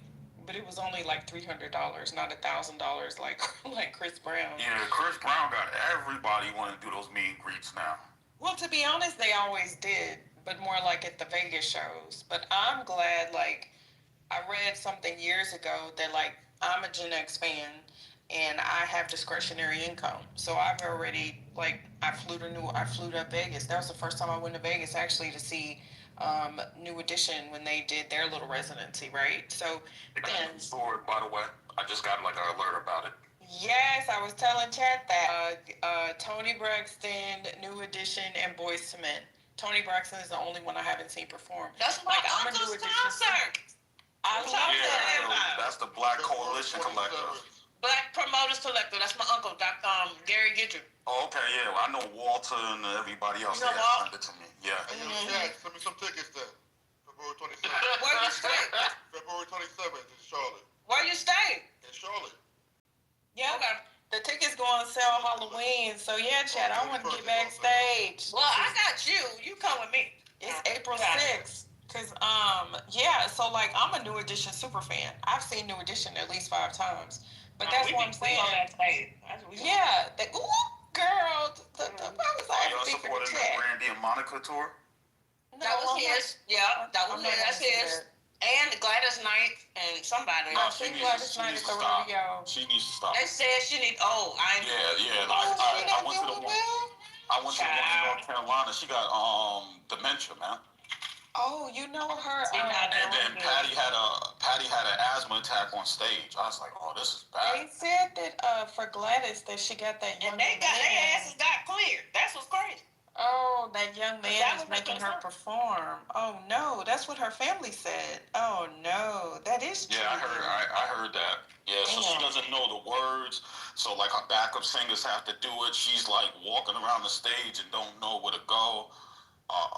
Sad, real sad. But I forgot how old she was too. So like that also makes whatever. And yeah, they're not in good health, man. Like only person that was like straight was she's actually my favorite singer of all time, Stephanie Mills. I love Stephanie Gladys Mills. is 81. That verses with Patti LaBelle though was funny as shit. When Patti was like, "I don't know the words. Somebody messing up the teleprompter." Yeah, you know she live in Charlotte, right? Patty don't never know the words. Y'all seen a clip about Christmas? Where my background singer? Yes, Stephanie lives in Charlotte. Yeah. It's funny as hell. And she was singing This Christmas, like the iconic This Christmas. She ain't know the words. We love Auntie Patty, y'all. We love Auntie Mickey, Patty. that's my uncle. Scroll down. That's his. So they have the largest black promoters collective in the country. You know, you said Guidry. My family is Guidrys. I told you I have. You did. Yeah, we are Guidrys and Guilleries. I wonder if the man's related too. That is so cool, Chad. Mm-hmm. Oh yeah, that look like my people. You see your people? Yeah. Yeah. Well, son of a crackhead. It's a Okay, small world. I'm just saying. I know. Well, you scratch a feather in Southern Louisiana. How they connected. There's an amazing story behind how they all got together. And I told them they need to do a special on that or some type of document around there. Yeah, because they got kind of boxed out. And then they just got together and they were like, we're not going to let Live Nation and A&G and all these people box us out. And so the reason why you're seeing a lot of your black stars like Charlie Wilson and all these people is because this black collective has been putting up the money and producing the tours. He lived in the neighborhood next to me. Him and Cornell X. And Uncle Tommy. Nephew Tommy. Nephew Tommy? Uncle Tommy. Nephew Tommy. Oh, cool. They way out here. But so Jacarius, so this is what's funny. So Jacarius, that's my cousin, he does plays. So he did like the Set It Off play and all them plays. And so Gary started doing getting talent for Jacarius. And Gary's of course Uncle Gary, but he young because I started late. So there's that. But he started working, him and Jacarius built Jacarius' company together. So he does stage plays and stuff like that. And then he branched off, because he wanted to do concerts, and Jacarius didn't. And so, yeah, both of them are doing some great things for black folks, entertaining black folks in the fam. You know Jacarius Quinn? Yeah, oh my God. I'm gonna start doing stuff for white folks just to change the game. Chad, you so I'm joking. I'm joking.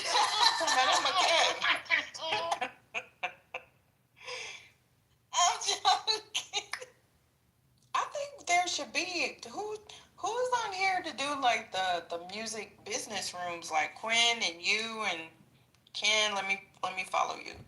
We used to do it, me and my best friend Jeff Robinson, and early on in the Clubhouse. But after a while, it got really, messy and stuff like that. So a lot of people left the app. I'm the chatter. To be honest with you, a lot of people don't want to hear nothing about the music business. I want to hear. What? I mean, it may be a few of y'all, but most people think they know more than the people that do it. Mike Jones, so he's coming to Chatter. Tell him about Chatter. We need to send him a Chatter thing. He come to Chatter, so he's gonna come to Chatter and tell his story because I'm in it. I sung a couple of hooks. I don't sing no more, but there's that. But he's gonna come. I used to sing. I don't sing no more. My but Chad was the hip hop Republican. That's funny. That's a bang. I was on the low. But no, he's supposed to come to Chatter. I brought him because I'm gonna interview him, and he's gonna tell his story. So I'm excited about that. I like Chatter for how you can show the video and stuff. Wait, who coming to Chatter? Mike Jones. Who? My God. Big Mike Jones. Who? Big No, Mike I'm Jones. joking. Mike Jones. Big Mike. Big Mike. All we need is some New York rappers.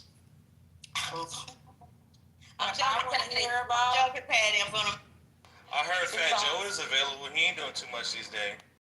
Ooh, we cannot get Angie and Patty together. They just gonna cuss us out New York style all the day long. Lord Jesus. I want to hear about all of these guys selling their catalogs. That's what I want to know about. Like, that's what those rooms need to be about. Who know the insight into that? Because now that Kevin McCall guy, who I don't know too much about other than Eva Baby Daddy, he was saying did he sell the rights to his Deuces song or his percentage? And he was saying he sold it for $500 and he only got $250. I was like, they're selling like little bitty songs like that? That's crazy to me. Who's buying all of this? What I know, like, the only way he can be in the predicament that he's in is one or two things. He signed a publishing deal, he got money up front. And when you get a publishing deal and they give you money up front, you have to turn in a certain amount of records to satisfy the publishing deal. So that way you can renegotiate and go from there. But it's like a period amount of time that you don't get any type of royalties or whatever off because they gave you advance money. He could have did that. Or he could have sold or leased, when they say sold, sometimes it's wrong in the way they word it, but it's like, it's basically, I'll let you, like when you see all these people doing their catalogs, it's for a certain amount of time. So it could be for 5 years, they give you whatever, or 10 years, they give you this. And they have the rights to do whatever they want to do with the catalog and all the royalties come. Most people do that because they're not really getting good royalties off their regular stuff with streaming, because streaming pays out so low. So that could be the issue, that they have bills and stuff like that that they need upfront money to cover their living expenses. So some people, if they, like I think Justin Bieber just sold his catalog for, I think it was like 200 million, 300 million or something like that, but it's only for a certain amount of time. So it could be like for 4 or 5 years, he doesn't make anything off the catalog, and then because he was in debt, then it returns right back to him. If I could, I think I saw the clip of Kevin McCall crying on the internet, and everybody sad because he getting a snap. Well, apparently getting snapped before the first, I guess. I don't know. I think a lot of it just stems from, and this sounds so fucked up, I promise it does, but it comes from like him not making good deals, right? He didn't read his contract or understand it or hire a lawyer, right? Like he Chris Brown made 99 million on tour, and I'm over here on EBT, bro. I'm on EBT, and then you get the crying. Like it comes down to, well, let's bust out your contracts and let's look and see, right? Like, did you sign a split sheet?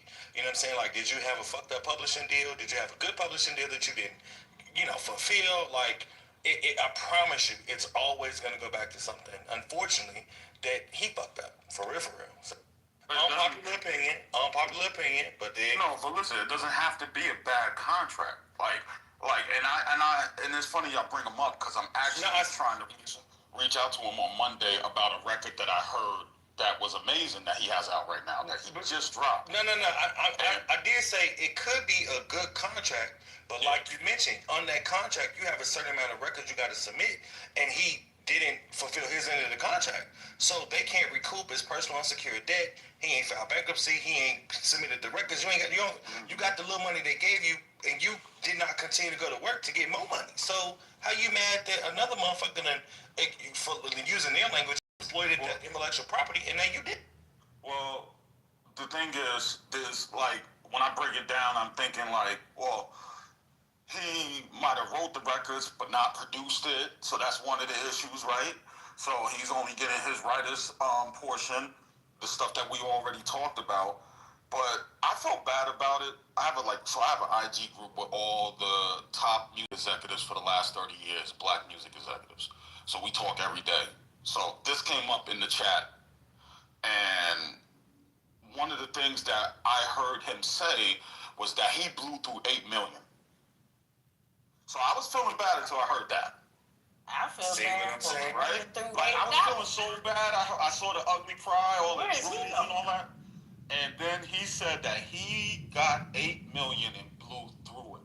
That he had house, so like he would buy a house, and the next thing you know, he was back on his mother's couch. Then he would buy a house, then he'll be, next thing you know, he's back on his grandmother's couch. Like, he was explaining the joint, and I think that's what led to him and Eva breaking up as well. The volatile, I guess, up and down. And so, me being in the business, when you get money like that, like, I'm not no millionaire. You know what I'm saying? These guys got 8 million and all that and blew through it. Oh, then I can't feel that bad for you, bro. You got to look at yourself. He blew through A lot of that people money. would never touch that in their lifetime, man. They gave him that money. He never fulfilled the rest of the contract. He blew through the money, and now he mad that, you know, other people get.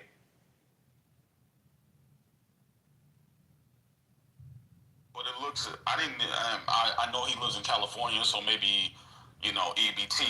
I still can't even believe he got approved for EBT. I mean, why? He broke. He went in there and said, I ain't got no money. Listen, you could be broke. Sometimes people's broke is not our broke, if that makes sense. Right. I don't know the man. I've heard a few things here there around the way, but for all intents and purposes, like, you know, this is a situation of a, you know, no offense to the man and his legacy and all that, but he a regular nigga. He back broken on his mama couch or some broad's couch, and he ain't got shit, so he applied for link card. Nigga, Nasty work. I mean, you're broke if you get EBT unless you, I don't know, did something, you know, put it in somebody else's name. If you're getting government assistance, you meet some kind of poverty guidelines. At least here, they ain't finna give you a food stamps card just because you walk in there and say you don't have any money. You have to prove a lot of that stuff because you have to show that your income is not sufficient. You know what I mean? Because I do that all the time and have been doing it for years. And yeah, there's a lot of stuff you got to show. So did he show certain paperwork or things to the people? Those are things that only he would know. But yeah, only he would know what paperwork he showed them in honesty. Now, there are people who do things that aren't honest. Hopefully he showed them honest paperwork that he actually was needing that assistance.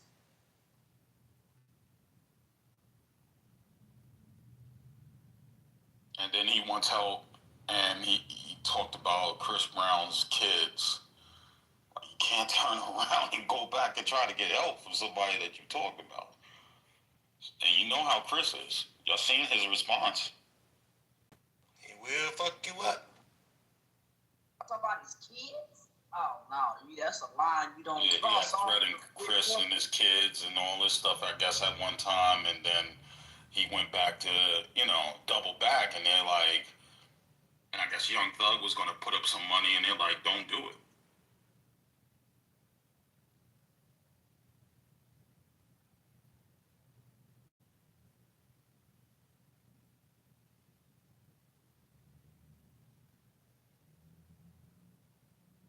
So he could blow through that too? No. Yeah, Chris Label's lawyers gonna be like, yo, we fulfilled our end of the contract that we had. You know, I definitely hear you, brother. You know what I'm saying? We can, you know, put you in touch with some resources, and they gonna corporate talk them and send them on about his. I'm telling you, like, everything is smacking of, you know, like I mentioned before, that he ain't got no motion, he ain't in the business no more, he ain't getting no residuals. You know what I'm saying? He probably owes some labels some money. He real life is probably real life broke. You feel me? It's a fucked up thing, but you know, that's just we can't. You can't walk into somewhere and live in the past. Yo, I got, you know, I created, you know, Grammy nominated, Grammy award winning songs. You know, I work with the biggest artists. When was that? 15 years ago. Okay, well, what you got going on today? Nothing. So, you know, you can't eat off yesterday. You got to eat off today. You know, he didn't structure them deals correctly, or they were structured correctly. He didn't fulfill his part of the deal. Yeah, you know, he broke in, and that's what it is. So, you know, he threw that EBT card, but you know, you better believe he's showing the shit pick that motherfucker right back up.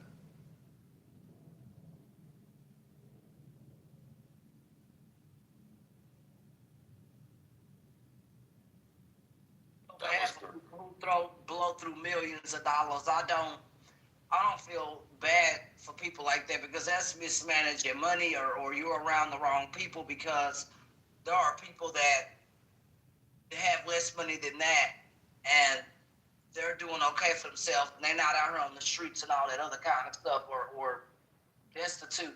It's really bad. You know what I mean? Like somebody said, there are people who never even get $1 million in their lives, and this dude got 8 million. It's crazy.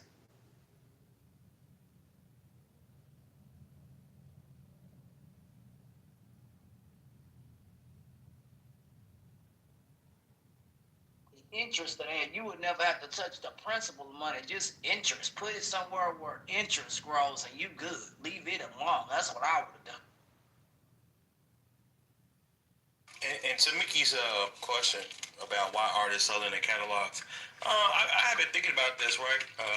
I think a lot of it is probably centered around shit. Money in my hand today is better than money in my hand tomorrow. You know, and it takes a certain amount of energy to stay on top of your business, and some people don't want to do it. So somebody come along saying, hey, we'll give you 10, 11 figures, shit, it might be a good deal. Yeah, but I wish that they would learn from like Michael Jackson's example. Not only did he hold on to like his stuff, he got other people's stuff, and his catalog was one of the most highly valued at like over $2 billion. So much so that his estate took years, the administrators of his estate, to argue with the IRS to lower the valuation so they didn't have to pay all those estate taxes. I mean, you know, I'm on the outside looking in. I suppose if I had a valuable asset, I would probably want to hold on to it rather than to sell it, because like Isaac over at Fanbase, he talks a lot about how, you know, he manages his father's estate, and part of it is that they have his father's songs, right? So it's literally like generational wealth. You're 1,000% correct. And they're getting, every year, songs are returning back to Isaac Hayes' estate. So, because I guess when he was alive, he didn't own his records. So, that is the most important part of the music business, is publishing. That's your lifeline. But once again, if you're streaming, and streaming's only paying you whatever percentage, and you're living above your means, then you need a bailout. And that's basically what's happening. They're calculating that, you know what, I'm not going to make what I thought I was going to make over the next 5 years or the next couple years off of streaming based on what I made for the past couple years. But these are popular records, and so these companies come in and it's like, okay, well, let's get their catalog, because they don't know how to get it in movies, TVs, endorsements. So let's run a checkup and let's make all the money off of this, and we'll give them these millions, and they'll be happy, but we're going to end up making 2 or 3 times that. Taking energy to exploit those income producing assets. Some people don't want to do all of it.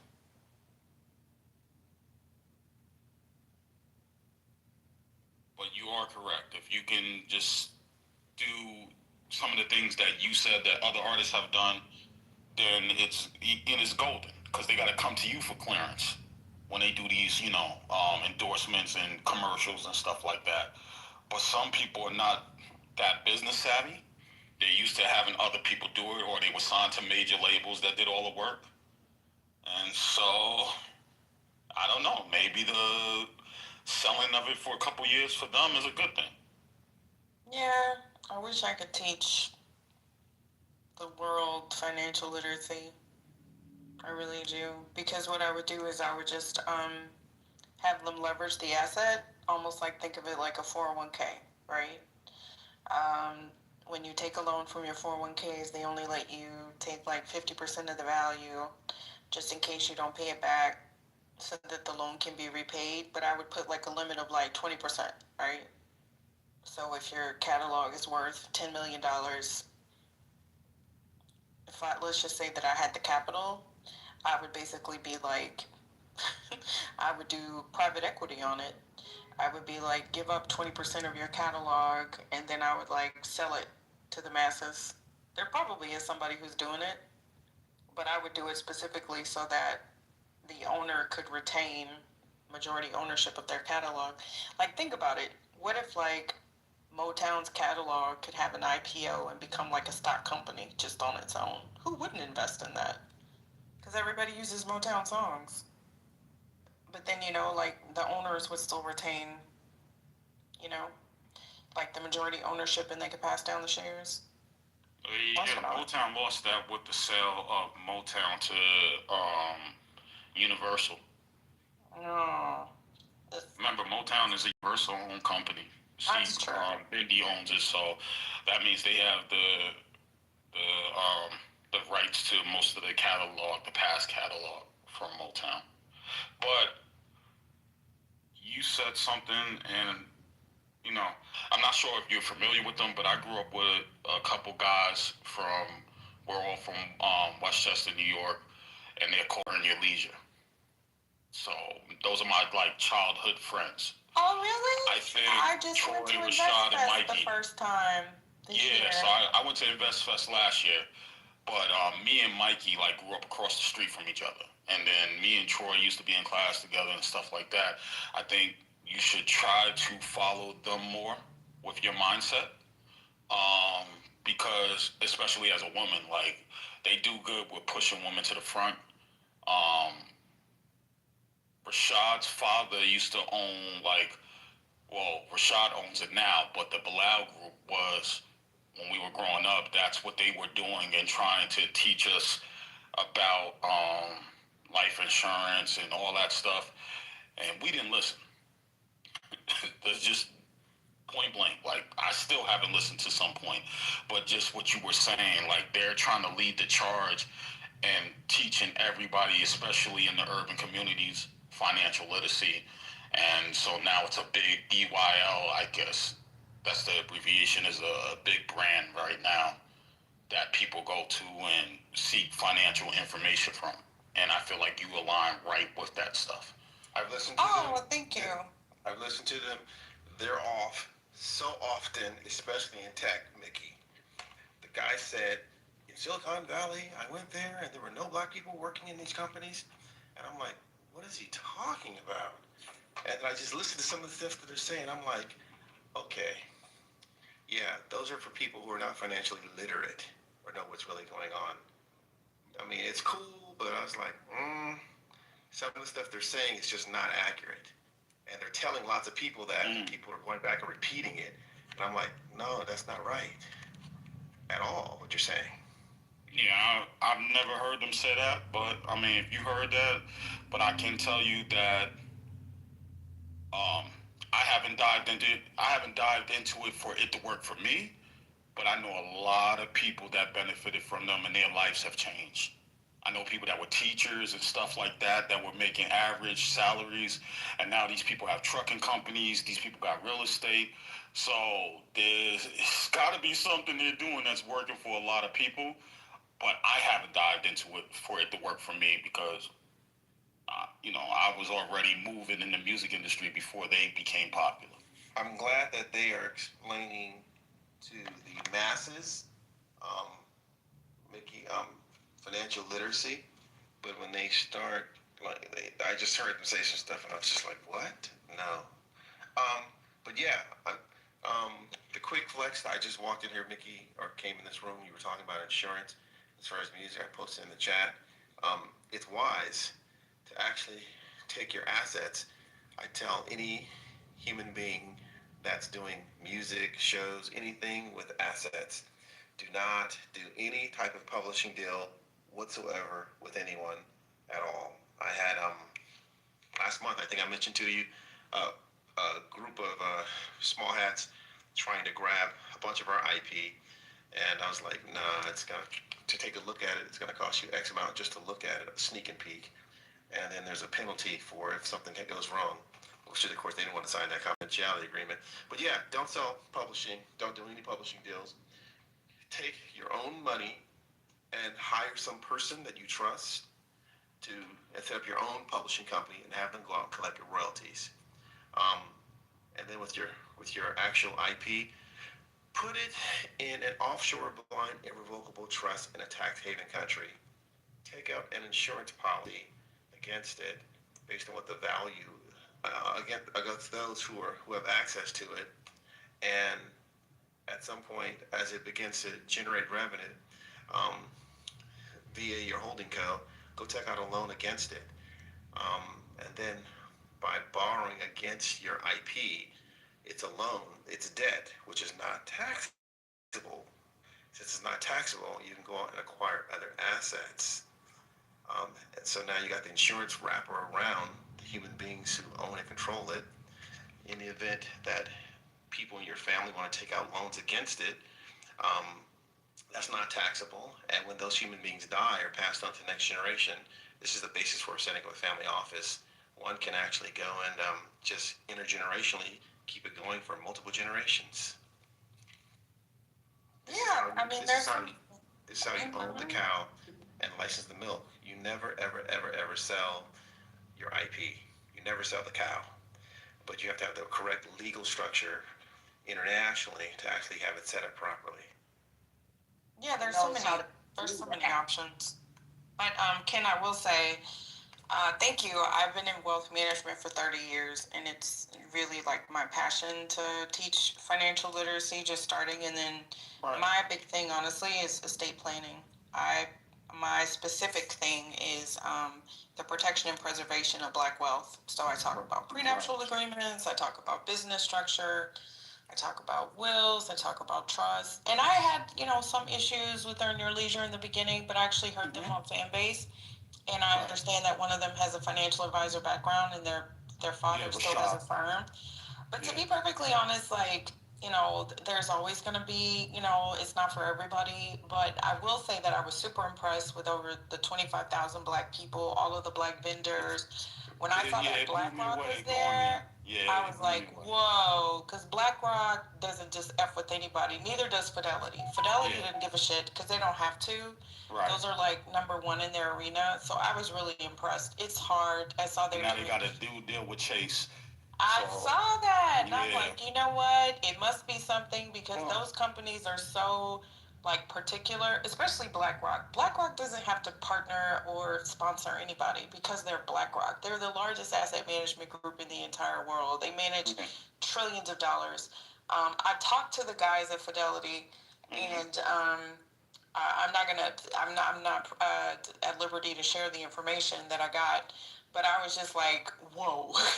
So suffice it to say that these companies are there because they're getting a return on their investment. And if they're getting a return on their investment, it's good for these financial firms who have never really promoted Black dollars, having been in the industry. It's not necessarily been somewhat frustrating because what I've learned is even speaking to certain people that have the income, if you're not indoctrinated to wealth, you could make $1 million a year, $1 million a day, and you're going to lose it. And we've seen that so many times, right? It's just like the lottery effects.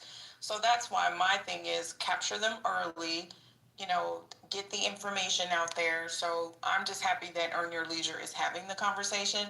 And the thing that I do like about Earn Your Leisure Catalyst is at least they are offering, they had the Qs, they had Invesco there, who's also headquartered in Atlanta.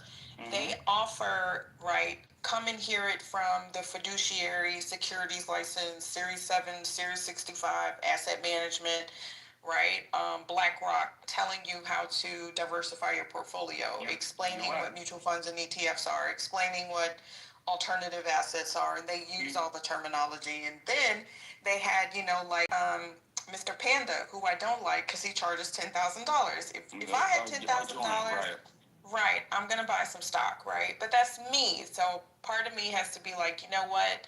I can't really, you know what I'm saying? Because now I want to be a content creator and I want to talk about financial literacy and I want to get paid, but I don't want to pay people join my master class for $10,000.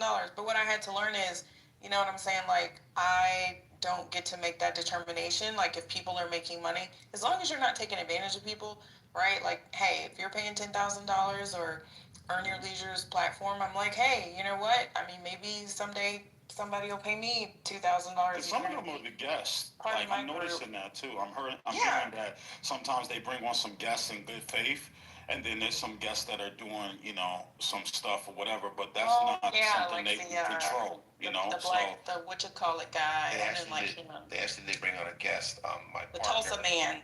The Tulsa. no, my partner from Musa Capital. He came out from Silicon Valley and spoke at the event, and then I think he went to or Where at Invest Fest? Yeah, the one that was in Atlanta or wherever it was. Okay, it's in Atlanta every year. Yeah. Yeah. Okay. He was like, "Yo, I'm going. You gonna come?" I'm like, "I'm good." And he showed me pictures. He's like, "You should have came." There were a lot of. The room was packed. People really want to understand about venture, how we do it in Silicon Valley. I'm like, okay. And then he says we had a thing last week, Mickey. I'll tell you about that in a minute. But yeah. He says, is there like another black something going on? One of these black events, like Invest Fest or something with social that's happening like this weekend or next weekend or something. He was telling me about it. But yeah. Anyway, Mickey, we had a thing last week. Like Afro Punk or something. Afro something. I think that's in Texas. Yeah. I thought it was in New York or just in. Or maybe it's in New York. I don't know. I thought it was in Texas. Either it's this weekend or next weekend or something. Yeah. But get back to the point where you said that it wasn't a guest. So who was it? No, it was a guest. It was Musa Capital. Oh, okay. Yeah. Okay. It was a guest. He had a room. He asked me to come, and I was like, And who's the person that said that there's no black people in Silicon Valley? One of the guys from Earn Your Leisure, he was on the Breakfast Club, and he made a comment saying, black people aren't really in tech. They really need to go there. I visited Google, and I'm like, what? There's black people in tech, but not at the rate that there's white people in tech. I still think we're the minority in tech. You don't think so? That wasn't his statement. He said there were no black people in tech. He said I was in Silicon Valley. I visited Google, maybe a few other places, and he said he didn't see any. And I was like, we really not there. And I was like, that's just absolutely not true. But and I was talking to Kimberly Bryant recently, and she made some questions. She had some things to say. Kimberly Bryant started Black Girls Code. So there's a lot of engineers and black people that are in it, not the majority, not by any means at all. Not by any means. But I do like the fact that these individuals have seemed to capture an audience of young black America that has an interest in wanting to level up their asset accumulation and wealth preservation. I do like that, as opposed to just job creation or job hunting. I like that a lot, actually. I'm glad those young men have captured that audience. I'm very, very happy. If I could offer just two things, a little controversial, but hear me out. Candace, I think you gave some good information, especially in the chat, but I would temper that, like Mickey. I'm in a financial field as well, right? My specialty, I'm a tax accountant. I think that if people have assets, especially income-producing assets, they probably should hire a lawyer and a tax accountant, right? Because some tax advantage, everything ain't for everybody, right? And we've been on social media for a long time here, and especially if you're on like 2 or 3 years pre-COVID, during COVID, and now, like everybody is saying, get an IUL, get a trust, get this, get that, and it's like, I've made over, I think, $200,000. My firm has made over $200,000 fixing S corps because everybody was told to get an S corp, but they were never told how to properly set up an S corp. And so, like, I've had to fix those, and I charge, my firm charges what it charges.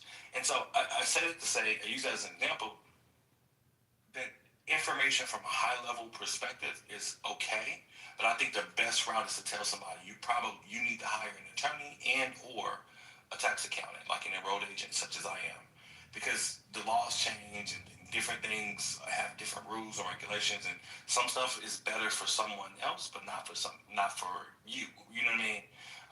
So that's just my thought, because I'm hearing all of these different structures, and I'm just thinking about like how much would an accountant charge to do all of this, or a lawyer charge to do all that, and for somebody that may be cost prohibitive, right?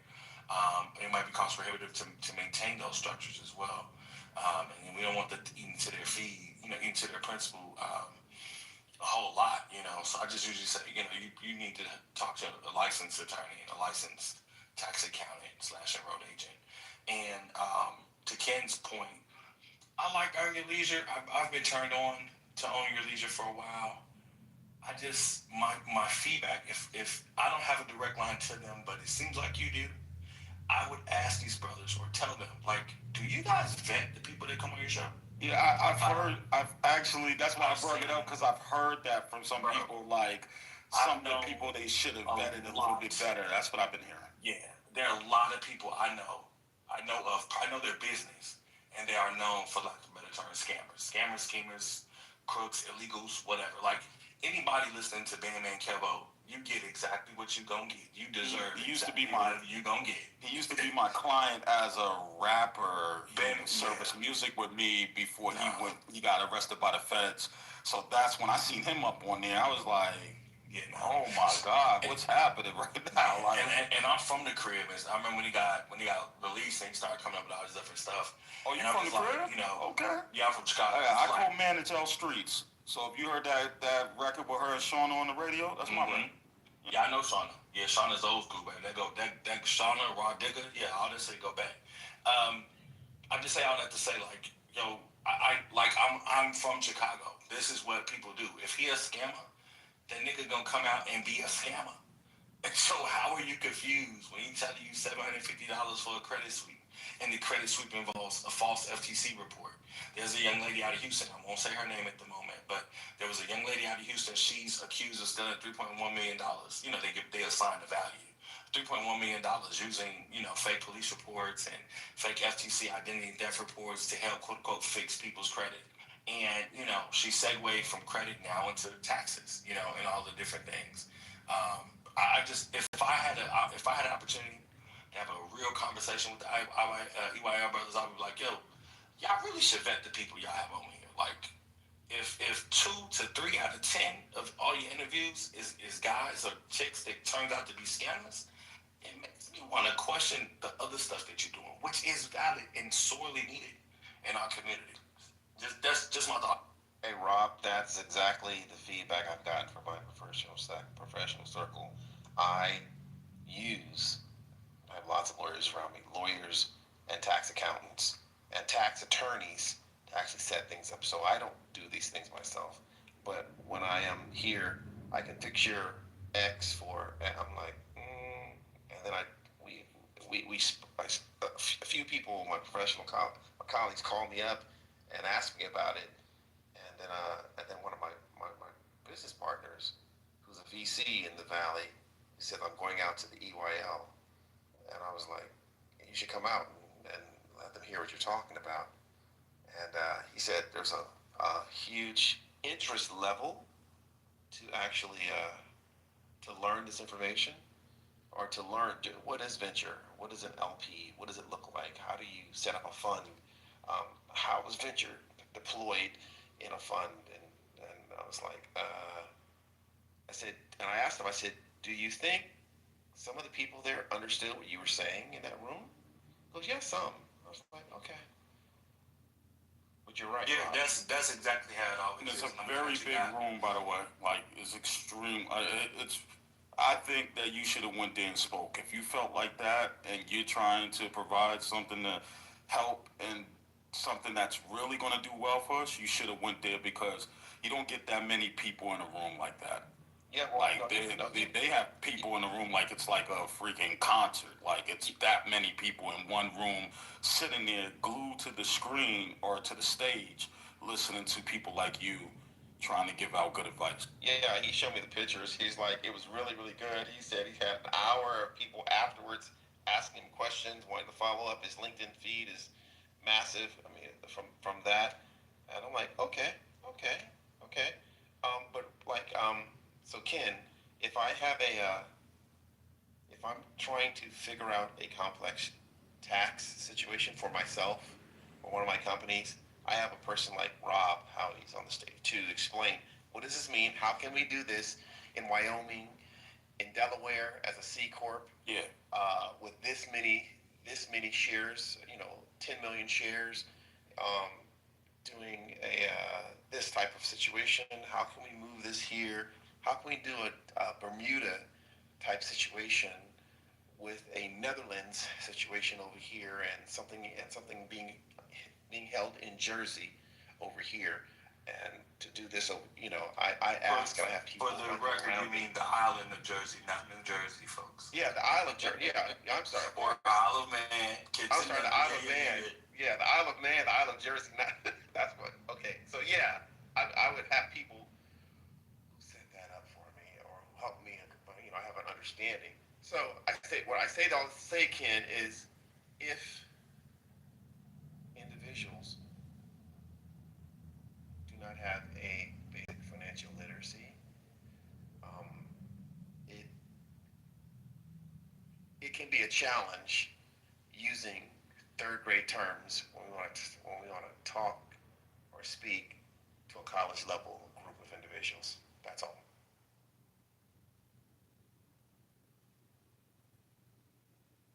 And Ken, I think I'm going to be on this stage, but bro, I got a bigger social media following. And because people, the tax advice I give is real world and down to earth. But when you listen to Carter Cofield or Carlton Dennis, they trying to make it seem like, you know what I'm saying, you're not finna never pay taxes no more. And I know there's like triple negatives in there, but you get what I'm saying. And that's just not reality, right? And so I don't preach that, I get a lot of clients that need, I hate the term, but tax resolution. You know what I'm saying? Like they're listening to the radio ads and the Instagram ads and all of that, and then they spend $8,000 with this company and realize, and they always end up saying, right, they always end up saying like, yo, I could have just paid the IRS that money or the state that money. And did it and figured it out myself, or I could have hired someone like you. That's the second one. I wish I'd have ran into you, your company before. And it's like, yeah, the people, they're loud and wrong, and I'm not as loud, but right. And it's like, it's really hard because they're gonna invite Carter on there or Carlton on there and they have to pay. They'll pay them. And me, they're like, oh no, it's 25 grand. I'm like, yeah, no, I'm not finna. It's not there for me because I don't necessarily totally see a return on my investment, right? Like, it's one thing to be in a room of people, and that's great. Like Mickey can tell you, I've been in a room with multiple kinds of people with lots of commas, and unless those commas are translated to my bank account, it's not a viable investment. And so I got to figure out how to get to the point where I'm like them and they want to pay me, and it turns into my LinkedIn and my Instagram DMs and inbox and email is all going crazy. So yeah, it'll work.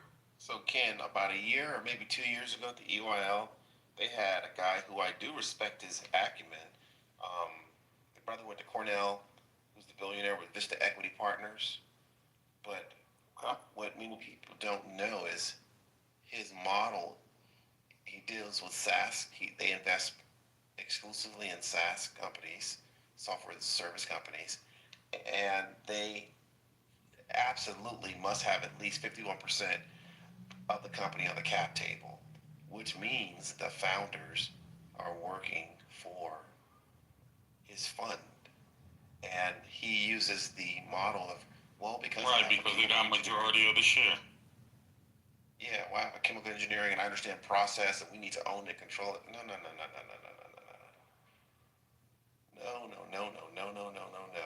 And we have several companies and we can do roll up and we're using AI which is good, but it's about control of the asset.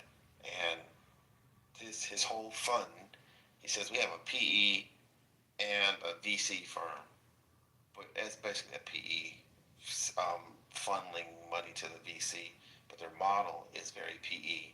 Own and control the cap table, put multiple seats on the board, and push for a liquidity event as soon as possible, as opposed to the later stage, having an IPO in 5 to 7 years. That's a problem that I have with people like him. If I could respond to that, the only part that's normal for a PE firm. They've been doing that since the Raiders of the 80s. The part I hate about it is that they are pushing folks out, right? Like when you look at the cap table and you say, oh, they got 51 or more, and then they have control of the board, it's like the founder feels good because they get to walk home and call their mom got $1 million in my bank account. But the reality is, tomorrow, every day, you just got a job. And tomorrow you could be fired, or the day after you could be fired. And it diluted your shares, and if they haven't, they can. Much like it really did happen to Eduardo Severin with Facebook. Absolutely. But it can, the movie showed a good dramatization version of it. And it took him going to court to get some version of his equity back. But, it could have went the other way. It could have been a fucking Winklevoss. You know what I mean? So. Happens all the time, but it's just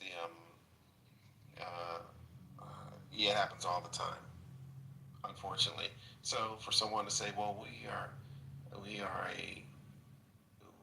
a PE, but we have a VC part, it's like, no, we know what you're doing. And I wish, Ken, the guys at Earn Your Leisure had a pushback and probed more into why are you doing this to people by not allowing them to control their own companies, and you as a minority investor, why do you get to control their companies and have multiple seats on their cap table? So this person said that to Earn Your Leisure? Like he said that to Troy and Rashad? Yes, he did, on the stage. Okay. What's the billionaire dude? Oh, you talking about the black billionaire guy that passed away? No, the one from Vista Equity Partners. Robert, they had like the richest black guy. I forgot his name, and then he died. Robert Smith. Robert Smith. Yeah. Robert Smith is the guy who paid off a lot of the debt for Morehouse, and then the government came after him. But they really came after him. They were going after him because of the other guy who was teaching him how to do currency trading globally, and seeded his fund in order to do that. But yeah, it's just they are sitting with people who are saying things nicely, but the stuff they're saying is inherently predatory, some of the stuff. But I like the fact that they're introducing to the 18 to 24 and the 25 to 34-year-old audience of black people, Americans, that this is a way to be financially literate and to own an asset that generates cash flow.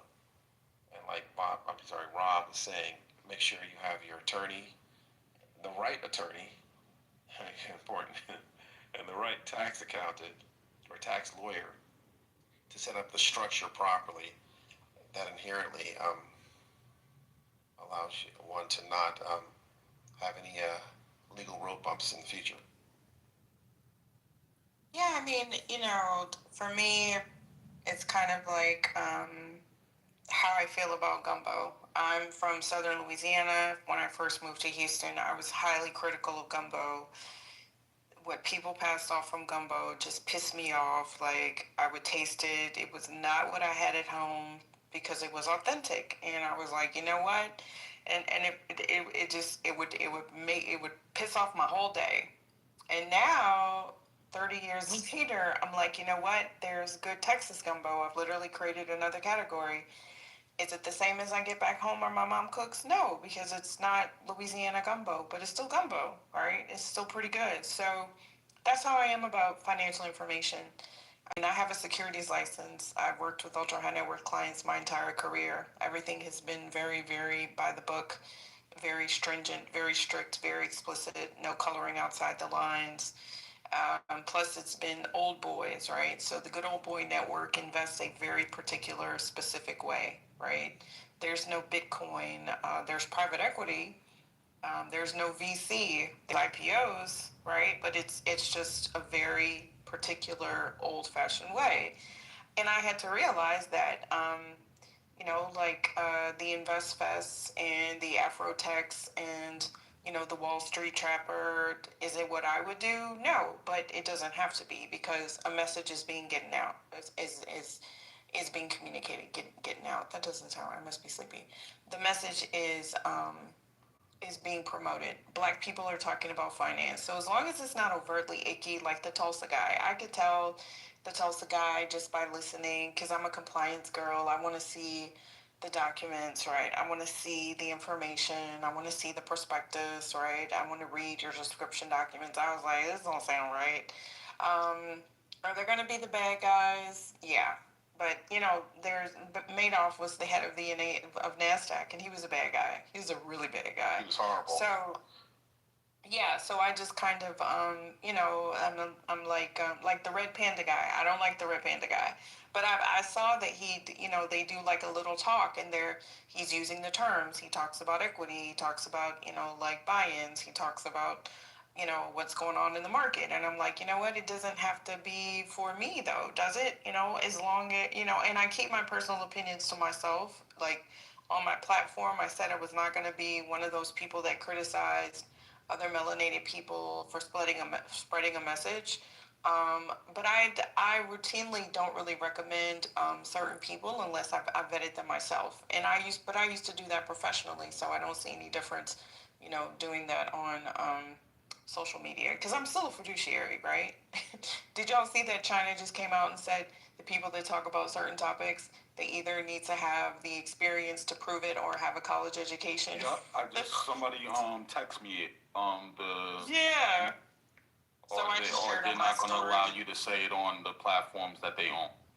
Yep, or you could be fined. So I just shared on my stories because, I was like, guess who could still talk about finance in China? Me.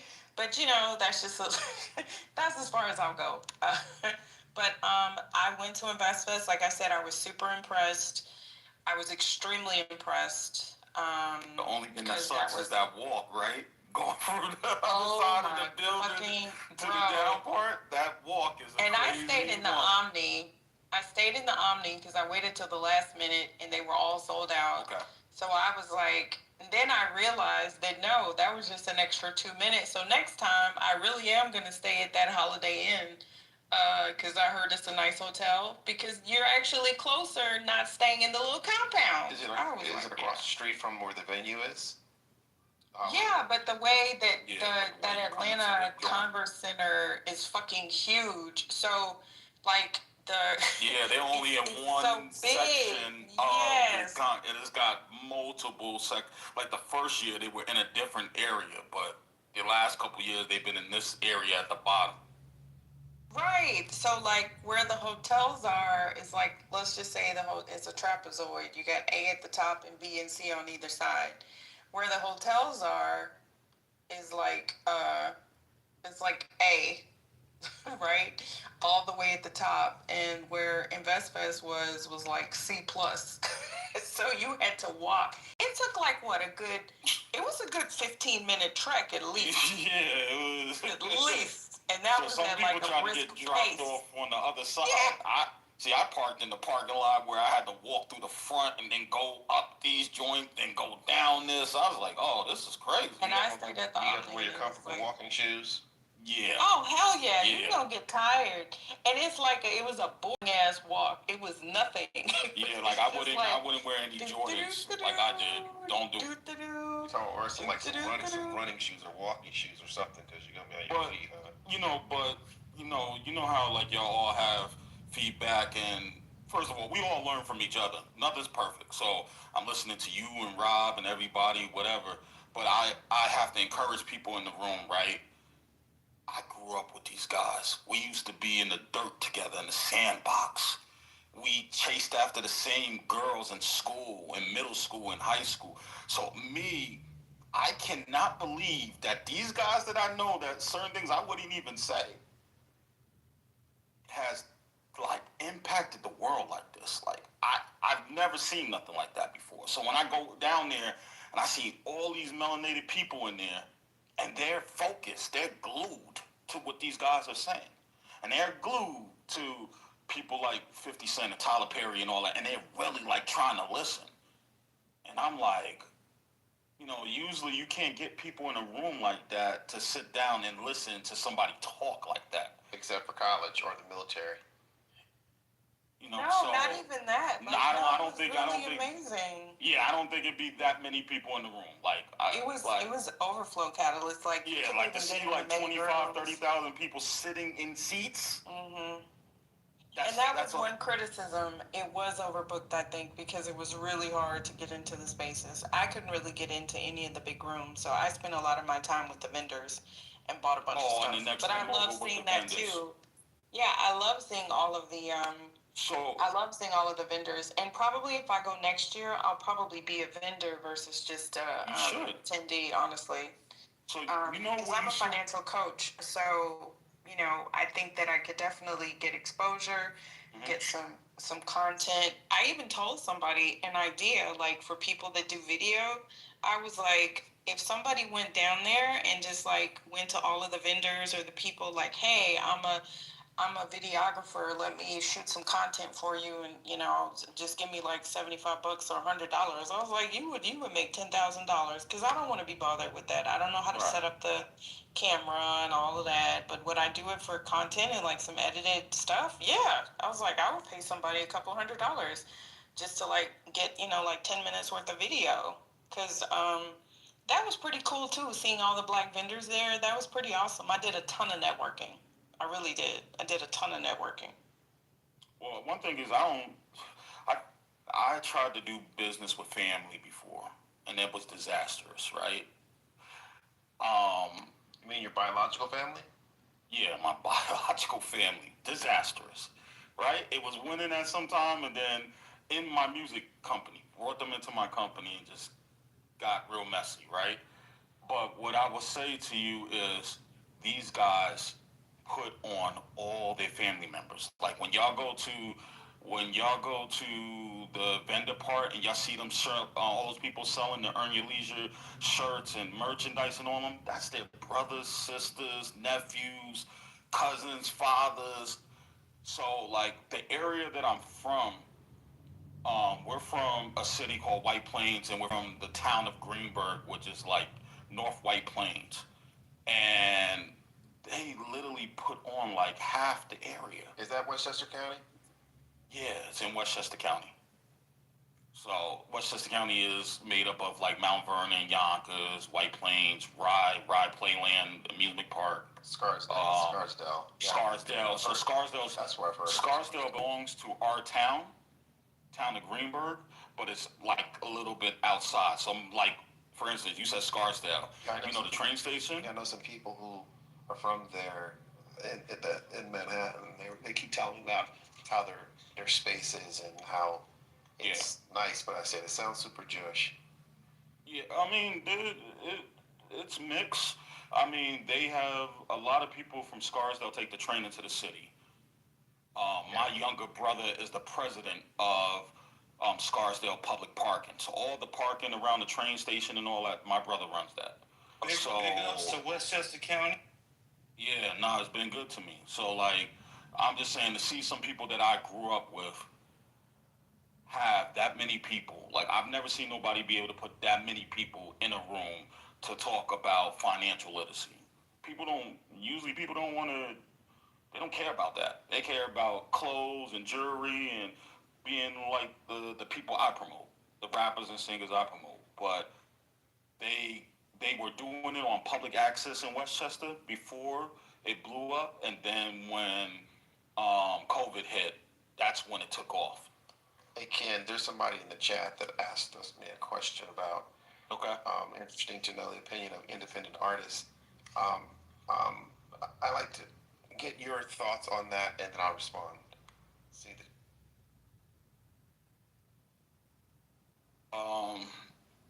my opinion on independent artists. Independent artists is the backbone of the music industry.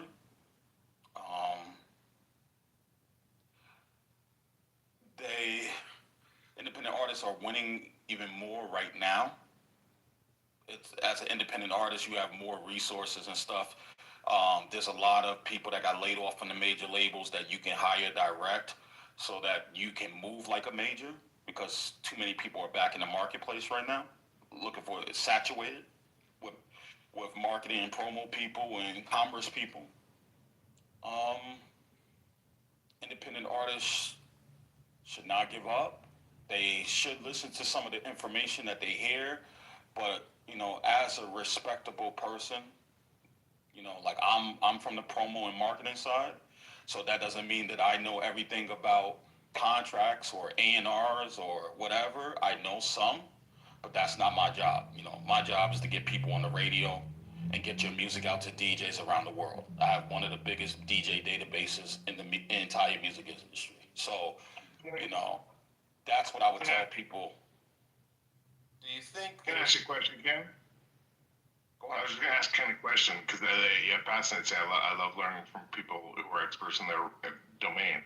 In America, right, country music and music that was generated primarily from African Americans, right, that was stolen by white Americans, right, and the owners of the companies of those music producers, right, and in America we saw Dr. Dre and so many African Americans gain wealth because of their skills and their content that they created, right? And my question for you, Ken, is this: is that as a promoter, when the majority of the shareholders of those companies are still predominantly white, billionaires, my question to you, Ken, is that if you promote the technology that enables content creators, whether you're an OnlyFans or you're an independent rapper or whatever, if more of your royalties and revenue gets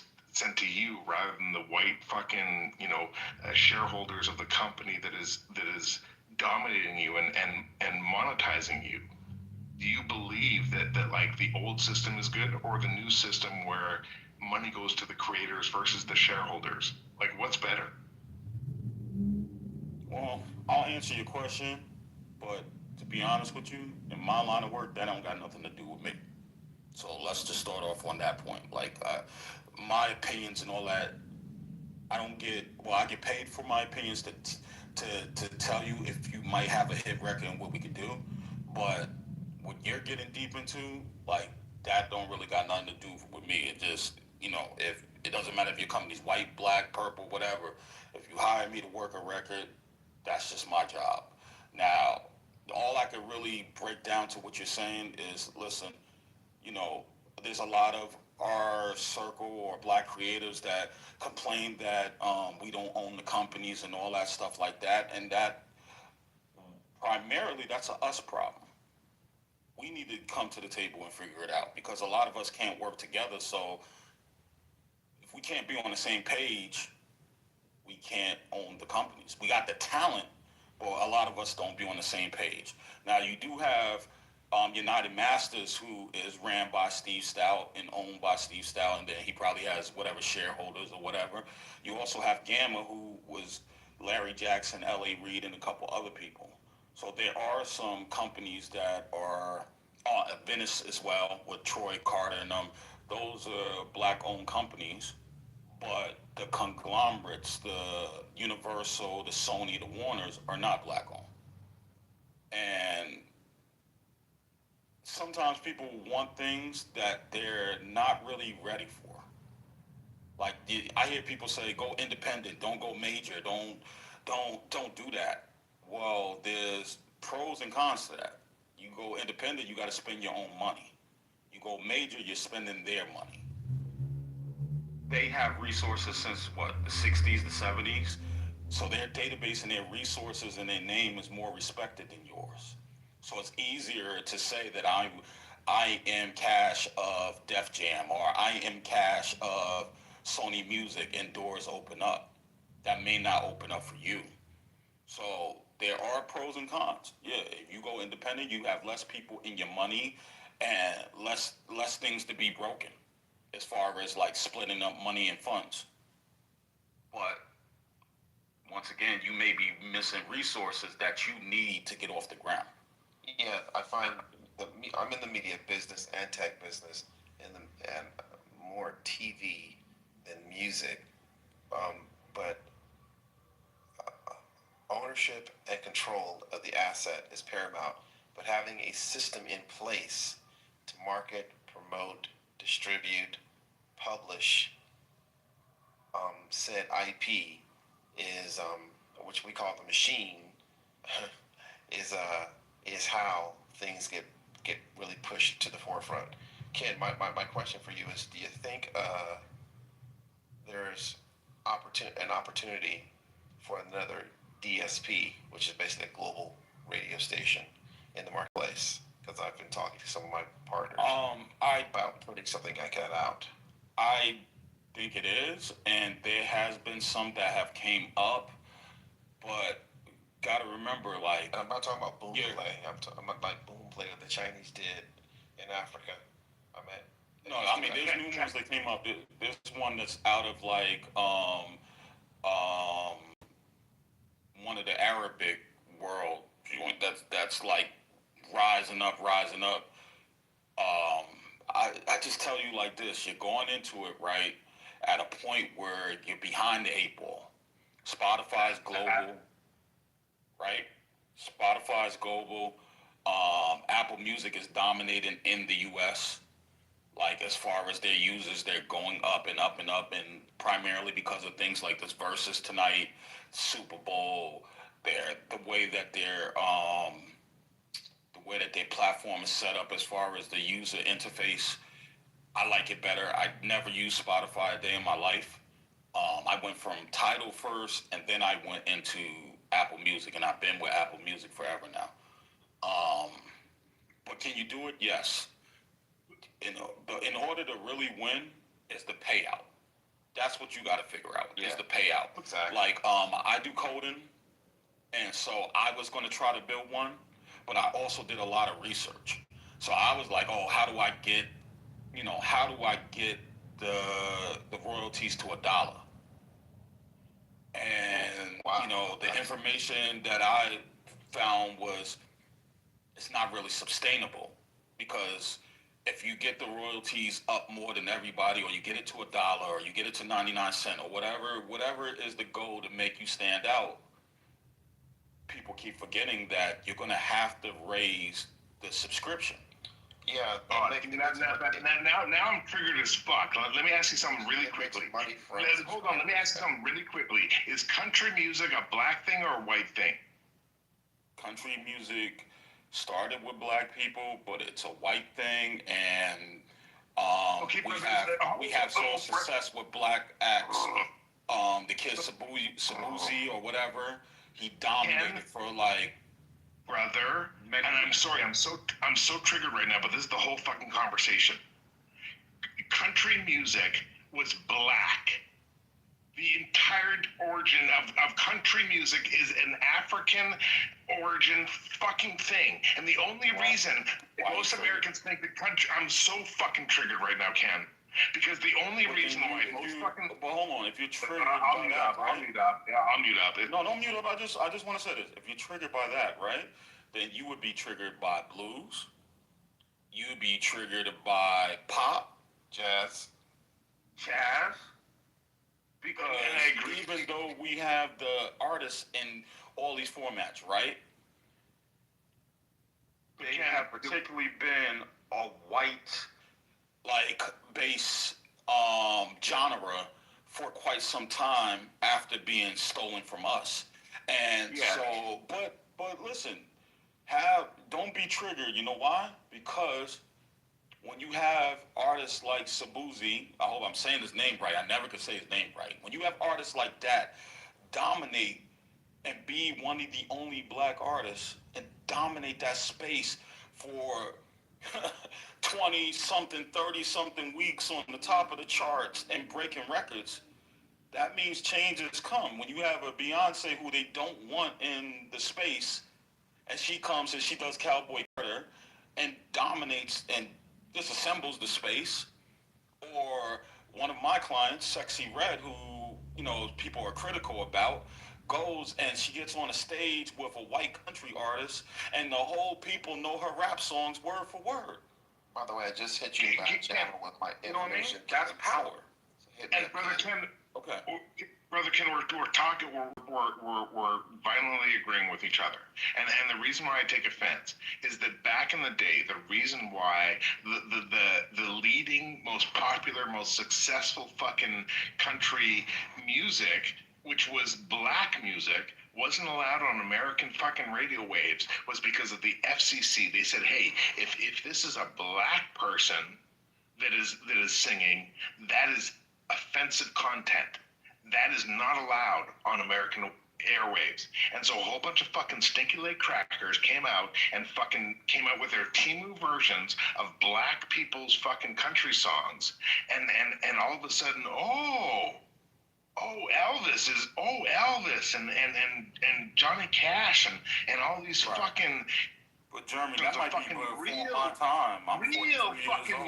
I don't remember all that. You know what I'm saying? Like that was before my time. I wasn't even. Yeah, that's what I'm saying. Like that was before my time. But listen, but as far as the business, the reason why I mentioned the dollar royalty play, it is going to have to increase the subscription dollars. It has to. And as well as the marketing dollars, because DSPs make their money from subscribers on the paid side, from subscribers and from commercials.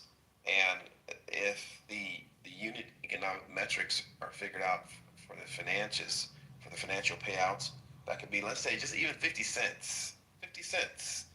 Oh, you know what? I think you just that would drive more human beings, especially if let me say this to you, because I don't want to cut you off. You just made me think of something that I did not think about in this whole process.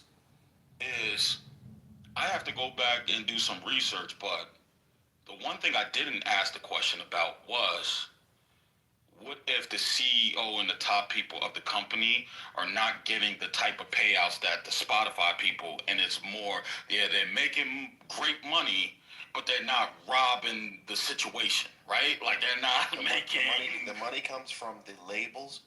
Catalyst, hold on. Catalyst, listen to what Ken said. Catalyst, hold on. Listen to what Ken just said. It's so important. No, because he just made me think of this as he was talking. I'm only in the space. Go ahead. The one thing that this is what Ken said. Dr. fucking Dre, compared to Bezos, compared to fucking the gay, no disrespect, fucking. So just think about this. Let me just make it simple, right? How much did Bezos make a year not Bezos. What's the guy from Spotify?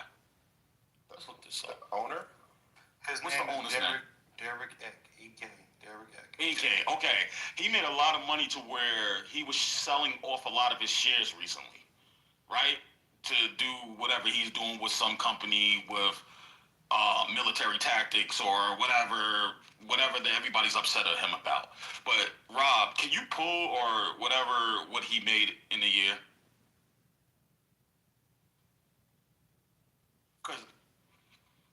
Because what I'm trying to get to is, what if you lower the CEO, the president, the vice president, all the top salaries to where they're making big money, but it's not overkill? What it is, Rob, Ken, is Spotify is a Cyprus-based corporation that has a two-tier ownership structure, whereas they have BlackRock or Blackstone, one of those guys, and some other New York investors in on the second tier. Right. And the primary tier of tranche of stock ownership is owned by those two guys, which one has their product in Liechtenstein or Luxembourg, and the other one is someplace else, but their corporate entities in Cyprus for taxes and whatnot.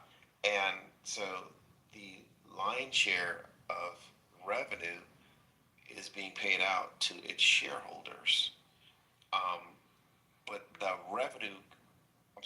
the dividends are paid out to the shareholders.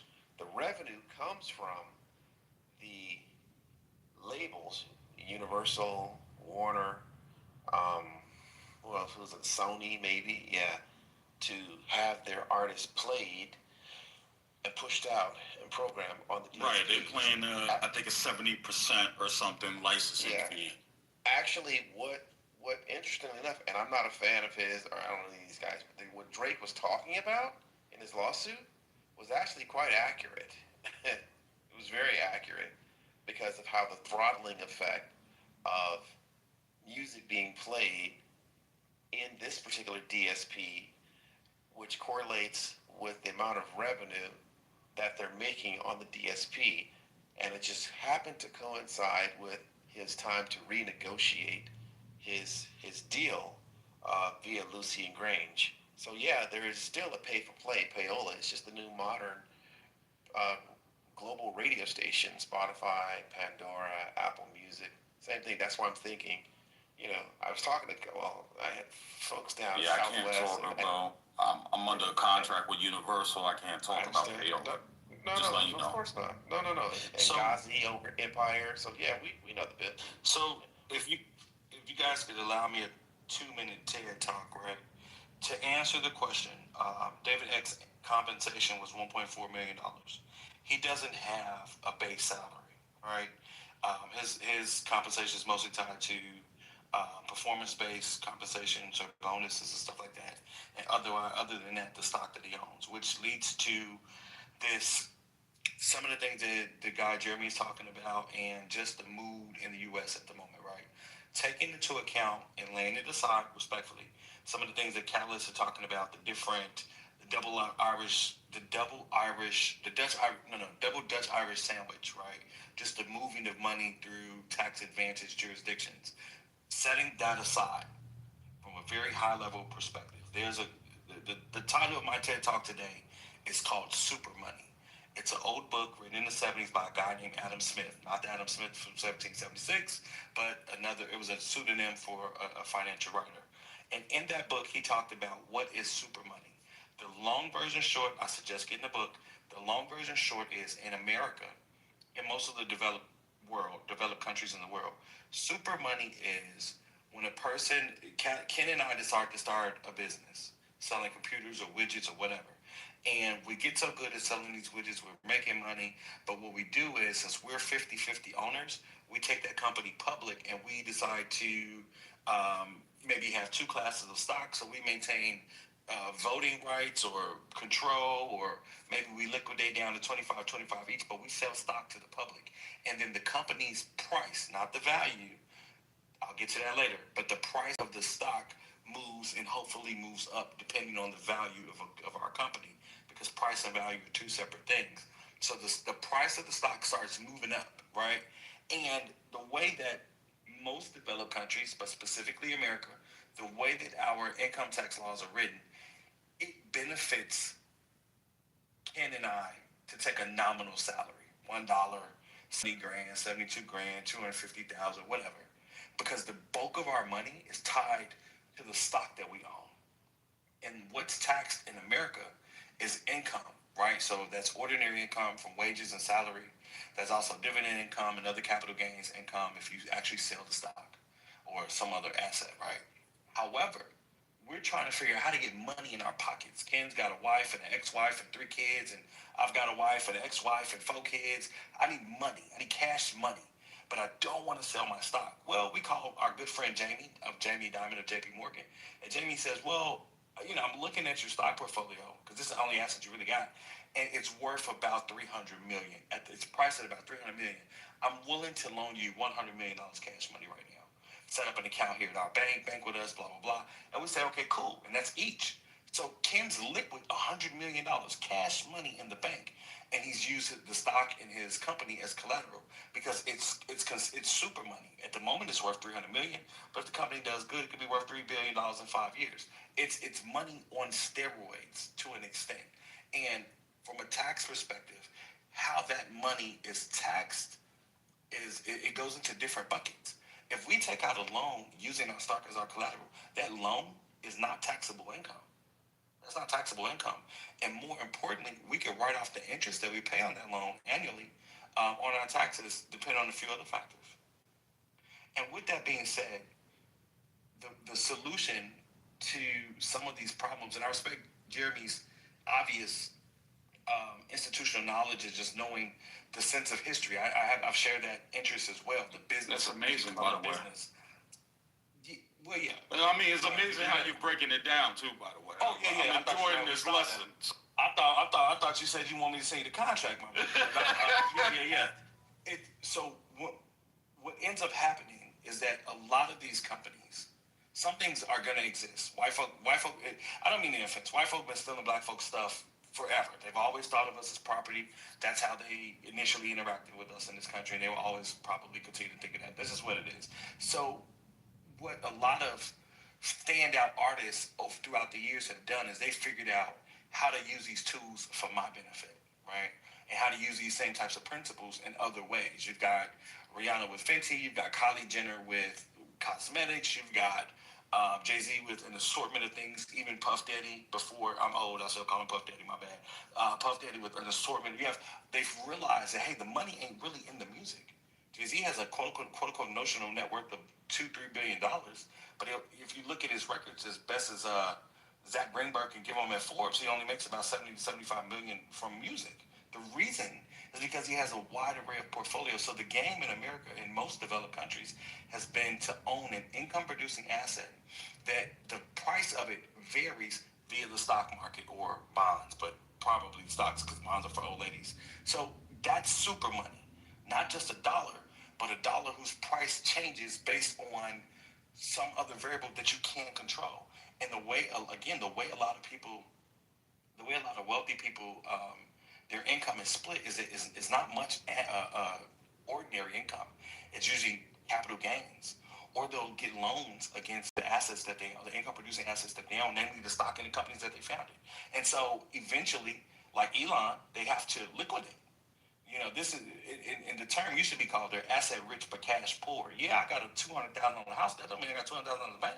Yeah, I own stock of $300 million. That don't mean I got $300 million in the bank. In order for me to get the cash, I got to sell the stock, but I don't want to sell the stock.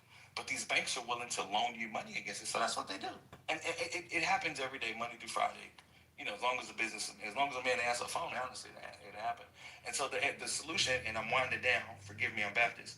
The solution for a lot of this, and the music specific to the music business, is for artists, by artists, for artists. Something like a co-op, because human beings will always be incentivized to do what's good for them. Human beings will always be incentivized to be ambitious. And so telling a CEO who makes $92 million a year in compensation, hey, don't take as much money, it's like, who are you talking to? Fuck you. Like, why would I not take as much money? That doesn't make sense, right? However, if you had a cooperative of some sort, a label, a publishing arm, and things like that Ken and Mickey and Catalyst and I developed, and we all own a quarter of it, and we said we're all going to take a $72,000 salary, and that's capped for 10 years, no matter how much we make. And then whoever comes on as additional owners or investors, will pay them dividends, right? I mean, if you structure it that way, that's the only way towards, let me rephrase, that's the best way to achieve equality through equity. That's my TED Talk. Yeah, so Musk did the exact same thing because he had money already coming in from Solar City, and money left over from PayPal that he used, and then he got the contracts with SpaceX from the government, and he took that and he bought Tesla. And when he got Tesla, I think he said, "Give me my money and pay me in shares, equities, not cash." And at the time, I think the stock was only like $6 a share, something like that. So he got millions of shares. And then when he decided to go and acquire Twitter, he used a bank to borrow against his equities as collateral at $6, whatever the strike price was, and to go and buy that asset, Twitter. And then as the value of the shares increased, he made it like a bandit. And what you're saying about with the Rob about the IP play, we're looking at a scenario like that ourselves, taking a lot of our IP and collateral and using it as a via entity to collateralize and then take money from that entity as a debt instrument to acquire other assets. And as the value of that collateral increases, we just pay down it from the value of it increasing, and yet we always own and control the asset and pay zero taxes on from capital from the lender. And then grocery taxes, your car, whatever. But that's all. Those are all leases. So yeah, it's a good game to play if you can get in it, right, and stay in it, right. You mentioned PE firms, right? PE firms are really good at like if you want to go from bullshit analyst, junior, senior analyst to junior partner. You figure out a way for your PE firm to get into a company, and I'm thinking, and I'll just use a fictionalized version, but it is based on true stories. Think for those of you that have watched it, think of Wall Street, the movie Wall Street that came out in the 80s. You want to get into Blue Star, which is an airline. You come out of the PE firm, their goal is to come out of little money and get as much money. And so you find out what does the company own, and they use the company that they're trying to buy. They use that company's assets as collateral for the loan to buy the fucking company. And then they get there and they find out what do we own. Well, we got the pensions overfunded. Okay, well, give me that. We're gonna turn them into 401ks. We're gonna take that fucking money. What they got in the bank? Okay, they got a little, 6 months over expenditures in the bank. Okay, give me that. Let's knock it down to 3. They talk to the accountants. What can I get away with? Well, by law, you have to maintain at least 3 months of expenditures upcoming. Okay, well, it's 6, so give me them fucking 3. And then they give themselves a special dividend. This is why people think PE firms run companies into the ground, because their goal is to suck out the cash. And then exit in 3 to 5 years, hopefully taking it public because of what? Super money. If I can take it public, the notional value of stock options I bought at $6 a share, I go public for $32 a share. The market likes it. We gave a great road show, and now it's fucking $52 a share at the end of the year. I'm sitting pretty. Rob, there's buy at 6, sell at 52. Because they do this. There's a former Bear Stearns guy who was courting me as a broker for about 8 months, trying to do a deal with us. I shared a little bit of it with Mickey, and he kept trying to put our assets into a trig bag with his PE machinations. Of course, we didn't do it. And he said something really crazy. I think I told Mickey this. He says, let's create a fund, collateralizing it with your assets. I'm going to be a GP in your fund also, but I'm going to be a silent partner. I'm like, dude, you're smoking crack. Or you think I am. Or I am. I'm like, yeah, that's just so ridiculous. I said, your goal is to go out and get debt, not equity capital, and for interest only. And we gave him a fixed price, and he got 100 basis points to the deal. And he kept trying to put us into a fund. And being from Silicon Valley, we understood that this is not our first rodeo. I've already had a couple software exits. So I was like, no, we're owning all this right here. But he just fought and fought and fought, and finally he had a contract, and his contract ended. Guys hit me 3 times since the ending of his contract, trying to cry river, trying to get back in the door. I'm like, dude, go watch Sinners. You don't let the devil in willingly. It has to ask to come in. You always say no. What I've had to learn about these deals, and it's not necessarily my strength. It is a strong suit of mine, but for a very limited period of time, and not always the length of time that it should be. And that is to learn how to really, really bullshit, right? And that is, I would have had him take me to dinner. I promise you, take me to dinner, buy me nice drinks. Of course, I like top shelf liquor and shit, and I like nice steaks, right? Like, pitch me. But I already know that the fucking answer is going to be no. And it's his fault for being a fucking schmuck for not saying that this is a bullshit meeting. I mean, like, you are begging me and willing to throw everything at me, and I can read the term sheet, fucking half sleep and hungover. And you're getting points on the deal. You're talking in circles. You're the GP, but you're the solid partner. That's contradictory. Exactly. Like I don't fucking know, but okay, okay. Well, look, I want to know more. Where are you taking me? Wine and dine me. You know what I'm saying? You don't take the girl home and fuck it tonight. You take it out. So what's up? They're whining and dining because they saw our 60-month pro forma and saw what kind of internal our IRR, and they got hot and wet in the shorts and started foaming at the mouth, fearing they're gonna miss out on the deal. and then try to tell me our assets, you're going to have to actually collateralize, excuse me, you're going to actually have to liquidate some of your assets at some point in the future. And I'm like, well, that's never happening. I give up control of everything I got to you. You take the fees, and you're trying to sell me on a project, find this guy for a drink later down the road. And After then I'm he fucking said, left with nothing. he said, you're going to make a lot of money. We can already, blah, blah, blah, blah, blah. 7 figures right now. We can do this deal. But you can buy your asset back. It's like, why would I buy back something? So now I'm in the sale lease back, and I'm paying you to do a sale lease. So exactly, trade back. Here's my thing. Here's my thing, and I think Mika's she might be asleep, ironically, but she probably would agree with this, right? We've talked about it before. You have to have a sense of history, and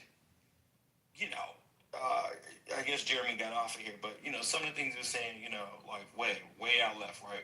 But there is very much value in having a sense of history, whatever business you're in business as overall.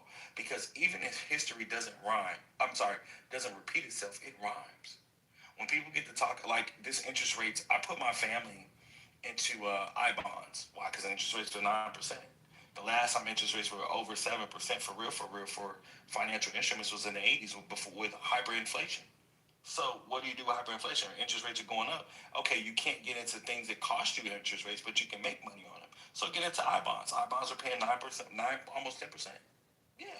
So if you have a sense of history, you could peep when shit makes you like, I've seen this before. This looks familiar. Oh, let me sit back and think about this for a minute. Oh yeah, okay, this is that. Yeah. I mean, like, stuff. Listen, if an individual is involved in a business, they would benefit from having a sense of business history. And I don't necessarily mean a degree, although I have one, but you can become a voracious reader. You know what I'm saying? And acquire that knowledge. And it's the same thing for the music business. You mentioned some things about Drake's lawsuit. I haven't read the case, shepherded yet, but am I surprised? No. All I heard you say was the man is coming up for a contract renewal, contract negotiation, and the people is fucking with the numbers. Oh yeah, that makes sense. Yeah, they do that shit. That's all that ain't nothing new. That's all it was about, bro. That ain't nothing new. Do I like who I think won the beef? Kendrick, hands down. Everybody knows that, right? Anybody. Ray Charles knows that he blind. Yeah, but I'm fucking with OBO all day. I don't know. I'm fucking with the boy. It was his birthday yesterday. I'm fucking with the boy. That's what we doing over. And I will say this, and I'll yield to you guys. I love business. That's how I ended up just learning about the music business, the business of music, right? I can't believe I'm doing this. Damon Dash. I got a cousin who's a music producer who knows that. He's like, yo, I don't know why people saying all of this, about him. Like, I've been in his compound. He got this, he got that. What the band? Yeah, well, I'm a paralegal, and I read his bankruptcy filing, and he says he doesn't have any of that. Why did he file in Florida and he lives in California? What business does he have in Florida? What gives him a nexus in Florida? All right. But he told the federal bankruptcy court in Florida, he doesn't have those assets. He keeps hauling his family off. Exactly. He keeps hauling his family office shit. Because I've worked with wealthy individuals, I know what a family office is. And I can assure you, his shit ain't set up like Room 5600, which is the Rockefeller Brothers Fund. It ain't set up like that. So that makes me believe that a bankruptcy trustee is very likely going to say he's committed fraudulent transfers. For those that don't know, a fraudulent transfer is a transfer of an asset out of your name to something or somewhere else within 2 years prior to filing a bankruptcy petition. The trustee will say you did that in anticipation that you were going to file bankruptcy, and they're going to get an order from the judge reversing that. What does that mean? You think you got credit cards and this and the third, you got property taxes coming up due, you're going to transfer your house to your adult son's name or your older mother's name, right?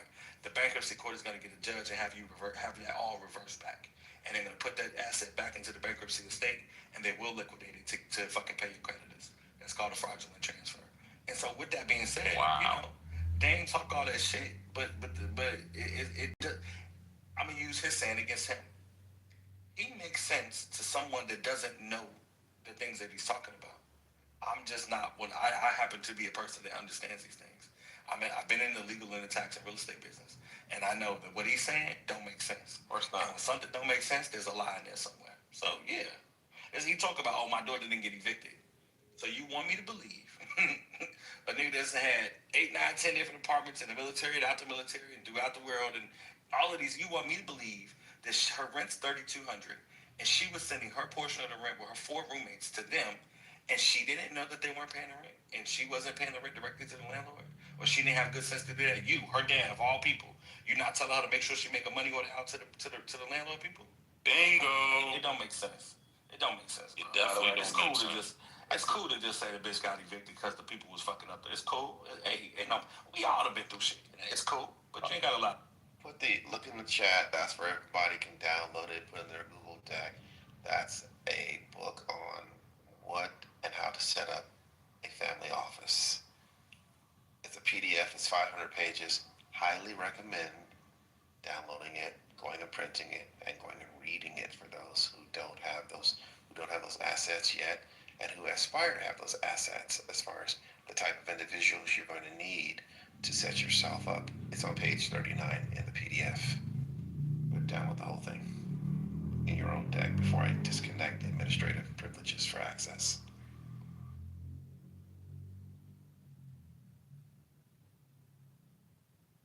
All right, giving them the game. Appreciate it.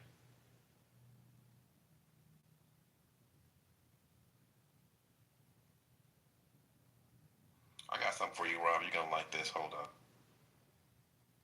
Well, and I enjoy talking to all of y'all great people. One thing I will say about the publishing situation, right? Just giving y'all heads up, I see a lot of people going back to doing admin deals. Maybe because, they don't want to handle all the legwork. But the full-blown publishing deals, a lot of people are getting out of those deals. One of my clients right now on the music side, Hit Boy, that produced the records for Jay-Z, and Jay-Z got him out of his publishing deal. And I don't know if he's an admin now or if he's just doing everything himself, but he appears to be more happier. And so I just think that's what's happening right now. I think that's the wave that people are trying to get out there, full-fledged publishing deals and just do admin deals. So take a look at that. This is something, when I first started our companies, we set up, I'm not a CPA or an attorney, it's just how we move. And we set our structures up like this with our offshore blind irrevocable trusts and revocable trusts in tax haven countries, our holding co, our private foundation, and then we have several for-profit co's, a combination of LLCs and C corps. I'm gonna say this to Ken first, real quick, Ellis. I had to just do a Google search. I keep hearing that guy, Hit Boy, and I keep thinking Hitmaker.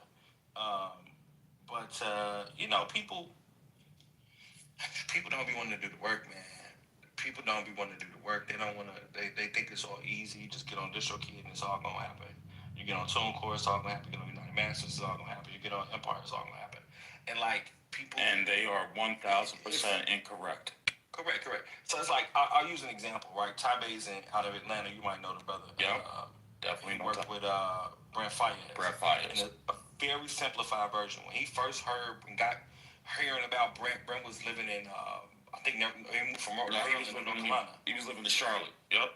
He was working at the Harris Teeter. Somewhere in the Harris Teeter. So what I'm saying, he was raised in Maryland, but he moved to North Carolina. And so that's when he first interacted with him. And he basically said, here's me paraphrasing, and this is what I tell anybody who asks me about the music business. You have 2 roads in front of you. You could be famous or you could make money. Don't think about the music getting out there. The music gonna get out there. But you could be famous or you could make money. Which one do you want? And he said, if you want to make money, this is what it is. So he like, I think Brent, some of the music Brent made, they say it's it sound like a singing ass Future, like Dog Women Out type shit. It's to some extent he really was a young nigga like that, from what I've gathered from people that know him. So I think he probably was living with a chick, this and the third. That's why I laid that groundwork. And he told him you can't, this job ain't it. You know what I'm saying? You making sandwiches or whatever the fuck you're doing here, you need to be focused on the music. You got to work on these projects. And so the longer version short, I keep saying that, y'all forgive me, I grew up Baptist. He chose to make the money. And he says it's a harder road to hoe. You got to make money to spend money. You know what I'm saying? You got to spend money to make money. It's a virtuous cycle of that. And you own the shit that you keep. You keep the owning. You know what I'm saying? Whether or not that's the masters, the songwriter, and the publisher, you get to keep owning it. And this is the route forward. This is a better route, especially when you want to make money. But it's hard. You know what I'm saying? And it costs money. I'm remembering Brent talked about in an interview how they had to pay $50,000 for I think a photo shoot or some project overseas or Hawaii or something with the beach. And he's like, yeah, we had to spend that bread. You know, and that's the road before a lot of enterprising musicians. It sounds cool to say stay independent or all that things like that. Even Nipsey Hussle. You listen to the stories that Nip and other people affiliated with Nip talk about. They tell you about how it costs bread. And they'll tell you like they had a janky landlord, built a studio, spent all that money on that studio and that. And next thing you know, they evicted, and the landlord lost the building. This and the third. What can you do? So shit, they had to get it. They had to get it going. So they had to go spend another 20, 30, 40, 50 grand to build a new studio. Now, somebody might say, well, you could just go rent a studio. He did what worked for him. And it take money to make that money if you want to stay independent. Even Russ, you look, it's different ways. You know what I'm saying? A lot of Russ older music, older projects. He's the songwriter, he's the producer, he's the instrumentalist, he's the vocalist, he's the artist. Russ did it all, so he eating good. So that's why his shit come up hundreds. I still make $160,000 a month off my old catalogs, and that's why he can cut a deal with Atlantic like he want. And because why would you worry about it? I make $160,000 a month. I used to be poor with no money. Well, Russ is a little different for Russ. He comes from a middle class background. But, if you want to be famous, you need to get some virality. You need to get all the things and find somebody that's going to listen to your shit and put you onto a record deal. You know what I'm saying? And that'll make you famous. Here's my confession. I'm going to address something Callis said. I'm still waiting to hear about Glorilla's deal. I had a funny suspicion, but I'm still waiting to hear about her deal. And to you, Callis, who does you for this setup? Who does the taxes and bookkeeping and payroll and accounting work for this? Like, I'm thirsty for that. That's good money right there, man. So yeah, that setup, the admin costs. That's a good. That'll give my wife this new BMW she want, man. That's pretty funny. You're talking about the matrix I shared with you, my wealth model. Yeah. That's I have a few different people, but I'm the one who actually put it together because coming from tech in the valley and just reading about how wealth is built. And then when I had my first software exit, got the term sheet. The very first time I got it, the money, and then got the term sheet, and then had an exit and whatnot. I just hunkered down, and I still could do company bills, but I hunkered down to understand wealth. Well, I studied wealth and how wealth is generated, stored, and passed on intergenerationally. And I drew this up the very first time on a piece of paper after I've read several things, a lot of tax law, tax CPA, this, what's going on, what states. It's the same as like solving a software problem. And then I got a few CPAs and attorneys I know to actually make sure my flow was correct. And then I began just paying them to structure me properly. And then this document, the wealth one, is something when I'm learning new things as far as other revenue verticals, I just put in there and I find out how to do certain things and where to store capital or to store assets and move things around the planet and so it's my own thing. I'm not an advisor or advocating anything. It's just how I first started years ago. And but I'm glad you like it, Rob. Yeah, again, I love taxes, man. That's always my foundation, and it's definitely very interesting. I need some Johnny Walker to to take a look at it and piece it apart and make it make sense in my head like a song. But it's very interesting. But I know for a fact the administrative costs are worth every single penny. Hey, I didn't say that. Hey, I didn't say that. Listen, Yeah. somebody paid Jack Rockefeller, John D. Rockefeller Jr. Jack Rockefeller paid a pretty penny for his setup. But the 1932 trust that he set up continued to pay until David Rockefeller died in the 2007. And the 1954 trust, the 1934 and 1952.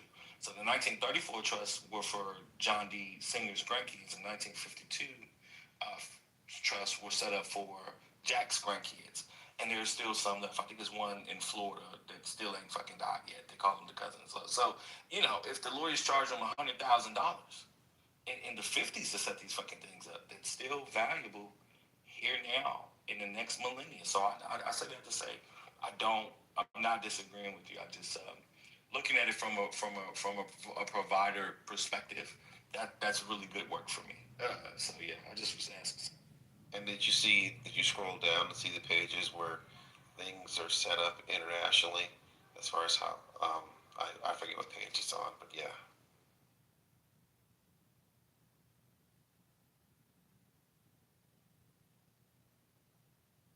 Yeah. I'm sorry, I had to get back to that because I'm reading it now. And listen, you own to something. I'll tell you that. All I did was I still run my tech company, my media co, and I said, let me spend a third of my time studying wealth, how to set things up for my grandchildren that are alive, but ultimately when I'm going off the scene, for when they get married. And so the assets can usually stay in the trust in perpetuity, and are accessible via holding co, Visa, with the administrators of the family office. We start with a single family office and multi-family office in different countries. But just forward legacy thinking and planning, and making sure we control our own assets in perpetuity and license them.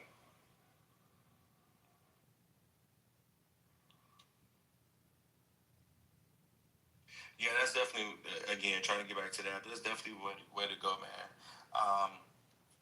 You just hear so much on this app about what the wealthy do, what the wealthy do, what the wealthy do, and I say to people, I hate to sound like a hater, but I've told people, listen, you're worried about the wrong fucking thing. You're not wealthy. Like you are totally worried about the wrong shit.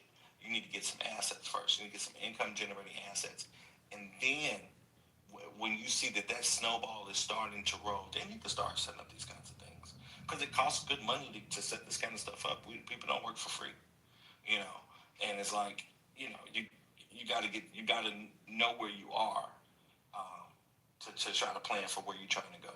But it's a lot of people putting the cart before the horse, Hey, back message. I want all the strategies first, and then I'll figure what business I'm gonna get in. Like that doesn't work. Hey, go ahead and message me back channel with your email and your business thing, and or on IG, because it connects to my blurb here. Can do.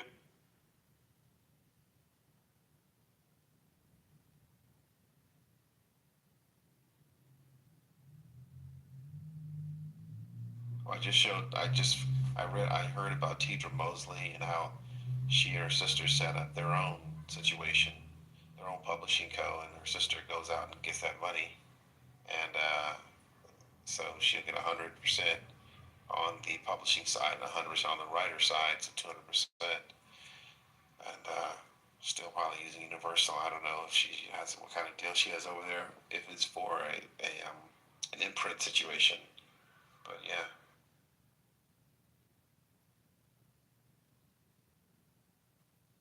By the way, she's the mother of the twins that's in that group, Coast Contra. A phenomenal group. I'm gonna have to check them out. I really am. Oh my gosh, they are a 4-member group. The last time you saw a group, Wu-Tang Clan maybe? Yeah, and they're conscious. That's what's different.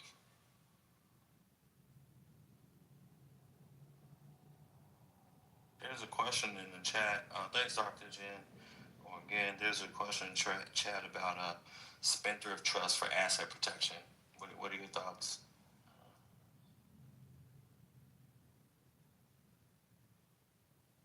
I'm not familiar with that. I don't know.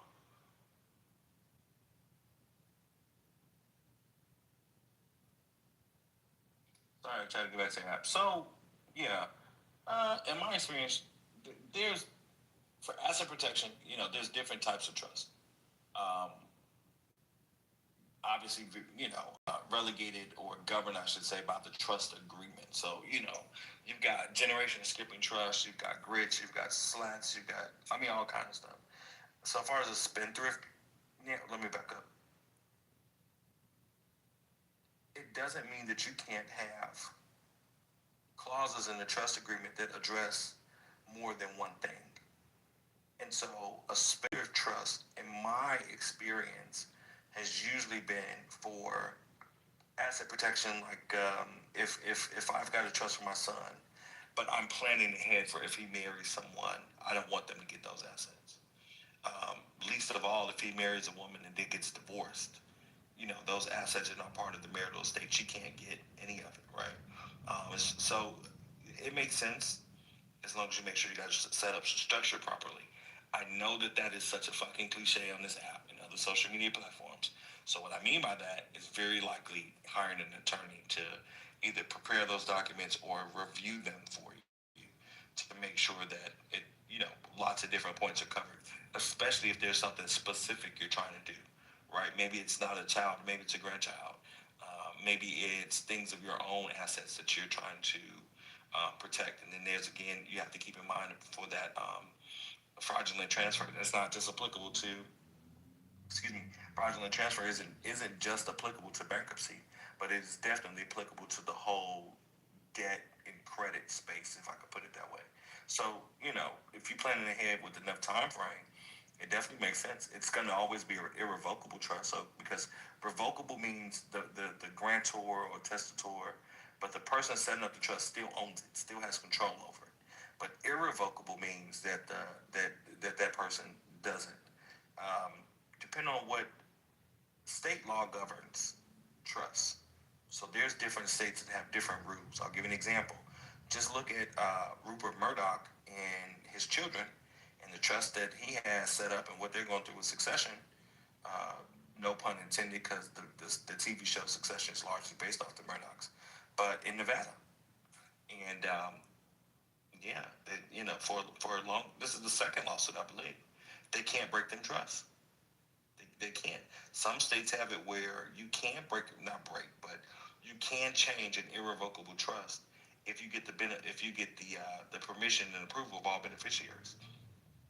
So it varies by state, but depending on what you trying to do, obviously you could hire a third party like a paralegal like myself or some service online or whatever the case may be, and have an attorney review it, or you can hire an attorney to prepare those documents and execute them for you regardless. So those are just my thoughts.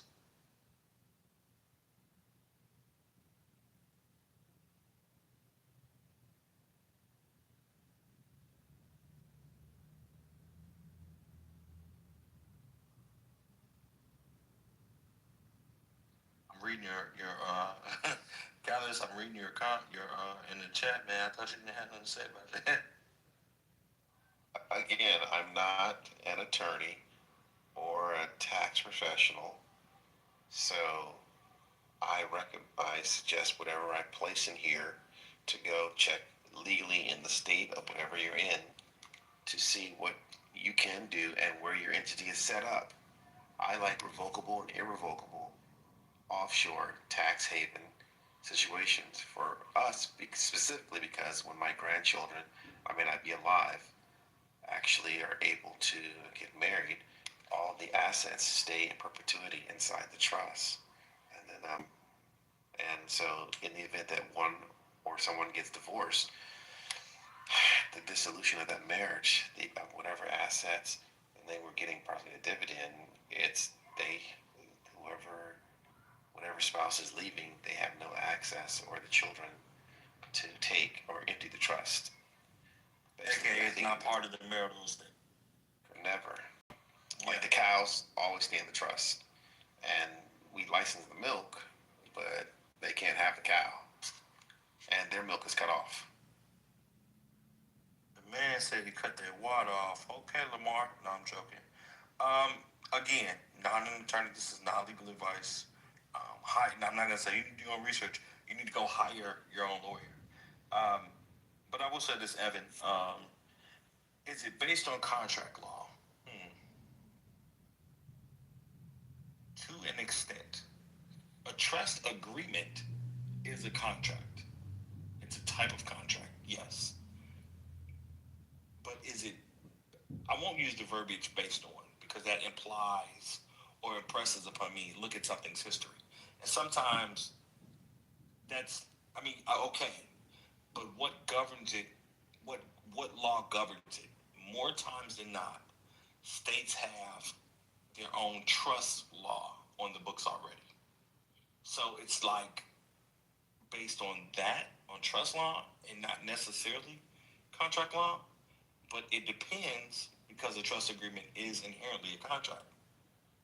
There's an offer, there's acceptance, it has all the elements of a contract. It's a contract between the grantor and the trustee. And then depending on the nature, it's a contract between the trustee and the beneficiaries. So it is a contract, but what's it quote unquote based on? I would argue and say it's based on trust law, but it is also a contract. So it varies. You want to talk to them? Yeah, I knew when I switched from being an employee to an employer, I said, and get off the service merry-go-round of doing consulting, which is still fee-based. It's on the left side of the cash flow quadrant as a self-employed person, but creating a system of human beings and automated systems that generate profit, I needed to create assets that were cash revenue generating assets. And as we began creating those entities, I said, all right, it's time to live radically frugal, don't really pay ourselves a salary because that's income, and still a little consulting thing here and there, time to time. But as far as the assets that generate, do not, under any circumstance, take income from that at all. Just store things properly, and that's kind of where my matrix came from.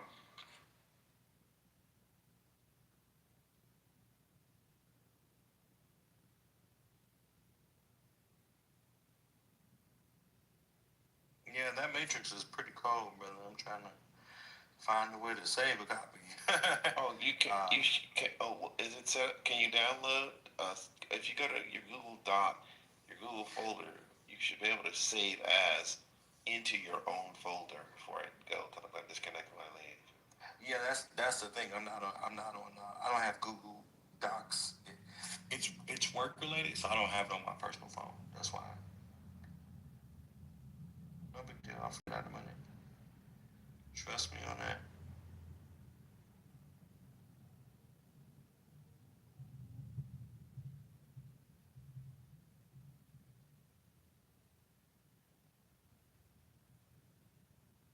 Yeah, just a quick.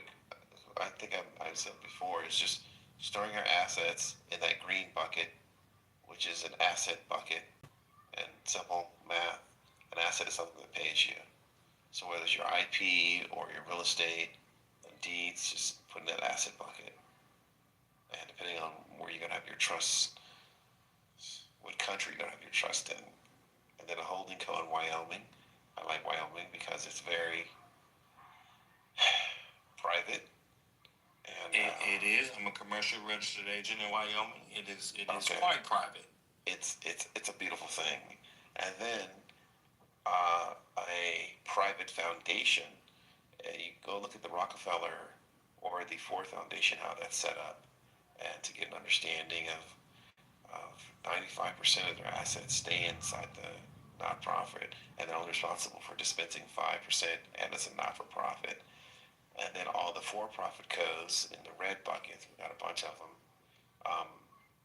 Whatever states in the United States or wherever it needs to go, if it's TV and with music, if it's software, depending on what's the best bang for the buck of that state. When a customer places an order or the Red Bucket Company has a concept for that, for a customer, it pays a licensing fee to the trust. The trust releases the asset temporarily to via the holding co, and the holding co then goes into that marketing commercialization bucket to generate revenue. And as revenue is paid, the accounts receivables come in to the not-for-profit. The not-for-profit entity pays the expenses of the actual company entity, and then pays, if it borrows money, it pays back the lender their whatever we negotiated 0 to 10% interest, and the revenue, the money stays in the nonprofit, and the nonprofit begins to purchase assets, land assets, physical assets, and then ultimately transfers and then uses those land assets in whatever capacity it's for, and then transfers ownership back to the trust. And on the right side, when the commercial assets, another entity wants to pay a royalty fee, the royalty is paid in whatever state it is, the proper taxes are paid, and then all the revenue that's generated from the asset, royalty, flows back to the trust. This is how we own the cow and license the milk in perpetuity. That makes sense.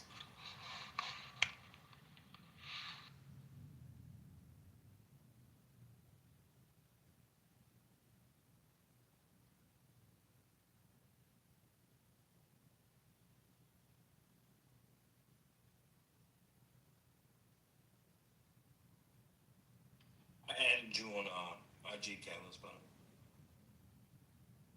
Yeah, I saw that. I'll hit you back. I'm out. Have a good evening. all right.